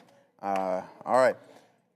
Yeah, all right, guys, let's head over. Cherif, I'm going to go my spiel over the watch list. I know you went through a couple of your names there. I like this name, Texas Instruments. Speaking of Ozan in Dallas right here, CEO of TXN is Ozan, and there it is, 312. And the CFO is my guy, Jesse Martinez in the chat there, down in the great state of Texas, maybe my favorite American state at this point, man. Yeah, we love that one. Big statement. Everything is big and better in good old Texas, baby. I love it. $1.42 dividend. You didn't tell me this, Ozan and Jesse. Know, bro. Yeah, Ozan and Jesse, not you. But these guys are the CEO and the CFO of this well, company. that's a big deal. These guys didn't tell me. If you're in Texas, give me a yeehaw because we love this TXN. Now, and as for nano-nuclear, guys, not performing that well, steady downtrend. And it's the same thing that we've been talking about for quite some time, is just wait for these levels to be broken, and then sure enough, maybe you'll give a good opportunity. People talking in chat, like, why are we even talking about owning some of these Chinese ADRs? Makes a lot of sense, because look at PDD. I Straight tried back to the downside. Yeah, I mean, I tried to own Li Auto. It didn't hold, and that was the last time. Yeah, I mean, I got into Chinese ADR. Look at Alibaba. Look at Tina Man remembers that. What is it? Man, it was a good place. Yeah, I hated that stock because it was never compliant. Dude, they have a technology that everybody's copying now, and it essentially was the gas-powered engine to charge the batteries, but not to actually propel the car. Yeah. So do you know what some of the range on their car is? So about 1,400 kilometers in range on a gas and battery. If you want to go battery alone, 250 kilometers on the battery. So completely usable in the city. But if you have a bigger trip, like say you're trying to go in Montreal or something, you don't want to keep stopping to charge every 200 kilometers, you throw the... And for how long? 1,300 kilometers, No, 1,400 I mean, like, how long does it take to fully charge? Well, you don't charge it, though. That's the thing, because the gas engine can charge it. I thought you were referring to the fully battery powered. So, probably not that bad, because it's only a 250 kilometer battery. But anyway, it never ended up materializing, and it sucks. So, go to hell. And shout out to Austin, Texas, man. I know a little bit about electric drive there. So yeah, good stuff over there in Austin, Texas, showing your love out there with a cowboy hat. We love it there. Yeah, that sucks, Adam James. Happens all the time. I mean, sorry, brother. Yeah, I'm not gonna say sorry, but I'll say, hey, man, you'll get it back eventually. Yeah, exactly. Hey, he does well for himself. Too. Yeah, exactly. I'm not gonna say so. Like, don't feel like I'm over here him. because I know you'll have the ability to get back, and this ain't no. Like, we're not gonna over here and like, oh, it's okay, man. It's okay. Did you say you were not gonna be here in the afternoon or something? You was like, I remember in the morning you were saying something about like I won't be here. I was so confused. No, you didn't say that. Maybe I was hearing crap. He said he wouldn't be there for the fish and chip ordering. I think that's all that he said. Okay. I believe that's all. Like, I know he said he wouldn't be there for something, but then he also asked to order a single fish and chip, and then we never even got the fish and chips. If you guys want to do this on Tuesday, message me ahead of time. Please let me know which type of fish you want, because there are different types. I've already got the menu what are the types? in our Halibut? chat. Halibut and cod, I believe, but also the menu's in the chat now. So. Okay, excellent. Okay. All right. Yeah, I believe. You guys left believe. there All right. 6 And minutes. PC 86. I'm just asking, brother. I'm just asking. That's all. Yeah, we did. But see, the thing is, though, we're doing the chat a disservice for not getting the food here today because we We're gonna promised get it them that Tuesday, bro. We're gonna get it Tuesday. And they're trolling. Do you know that they're trolling mad hard because? Well, they screwed us yesterday, right? Yeah, the well, chat screwed us. Why So, do you like, guys they could wait a bit. All that we do for you, why would you want to do that? Because they just want to, right? Why do you want to see us? Well, go out that's like kind that? of the way it works, right? It's not fair. Yeah, well, I know life isn't fair. But our girl Nicole actually gave me an additional fund so I could get a burger on the side. Hold on. What happened here? Nicole gave. Nicole Harris? Put in another chat so I could get crazy. So you got a free burger? Well, I wouldn't say. Well, yeah. Free, but I mean. Shout out to Nicole, man. We love you guys right back, man. You spent it all. What? I have to read that. It got dinged there, Joey. Somebody blocked that. Yeah, don't trade. Oh yeah. We can't do that. GOVX is moving, says Bovin. GOVX is on the move. I had actually that on my side chart today. But I had to take it off. Let's take off KIDZ, GOVX on the move.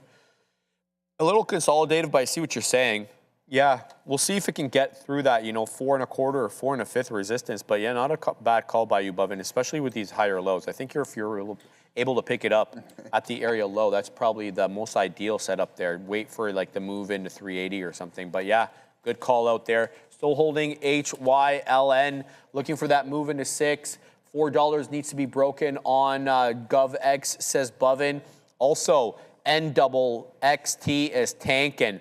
Remember we were talking about this one breaking through 95? That did not happen, but this is a support level here at around 90 pennies for NXXT for anybody looking to bottom fish. That's a double top, a previous area double top on good volume, so could hold up here. Be on the lookout for that. And SIDU trying to make another move here to the high side into the low 90s. So SIDU on the move. Oh, yeah. There we go. So, yeah, that's really all I have there. Let's go back and have a look and see what else the sectors are doing. I think we stopped off at Chinese ADRs.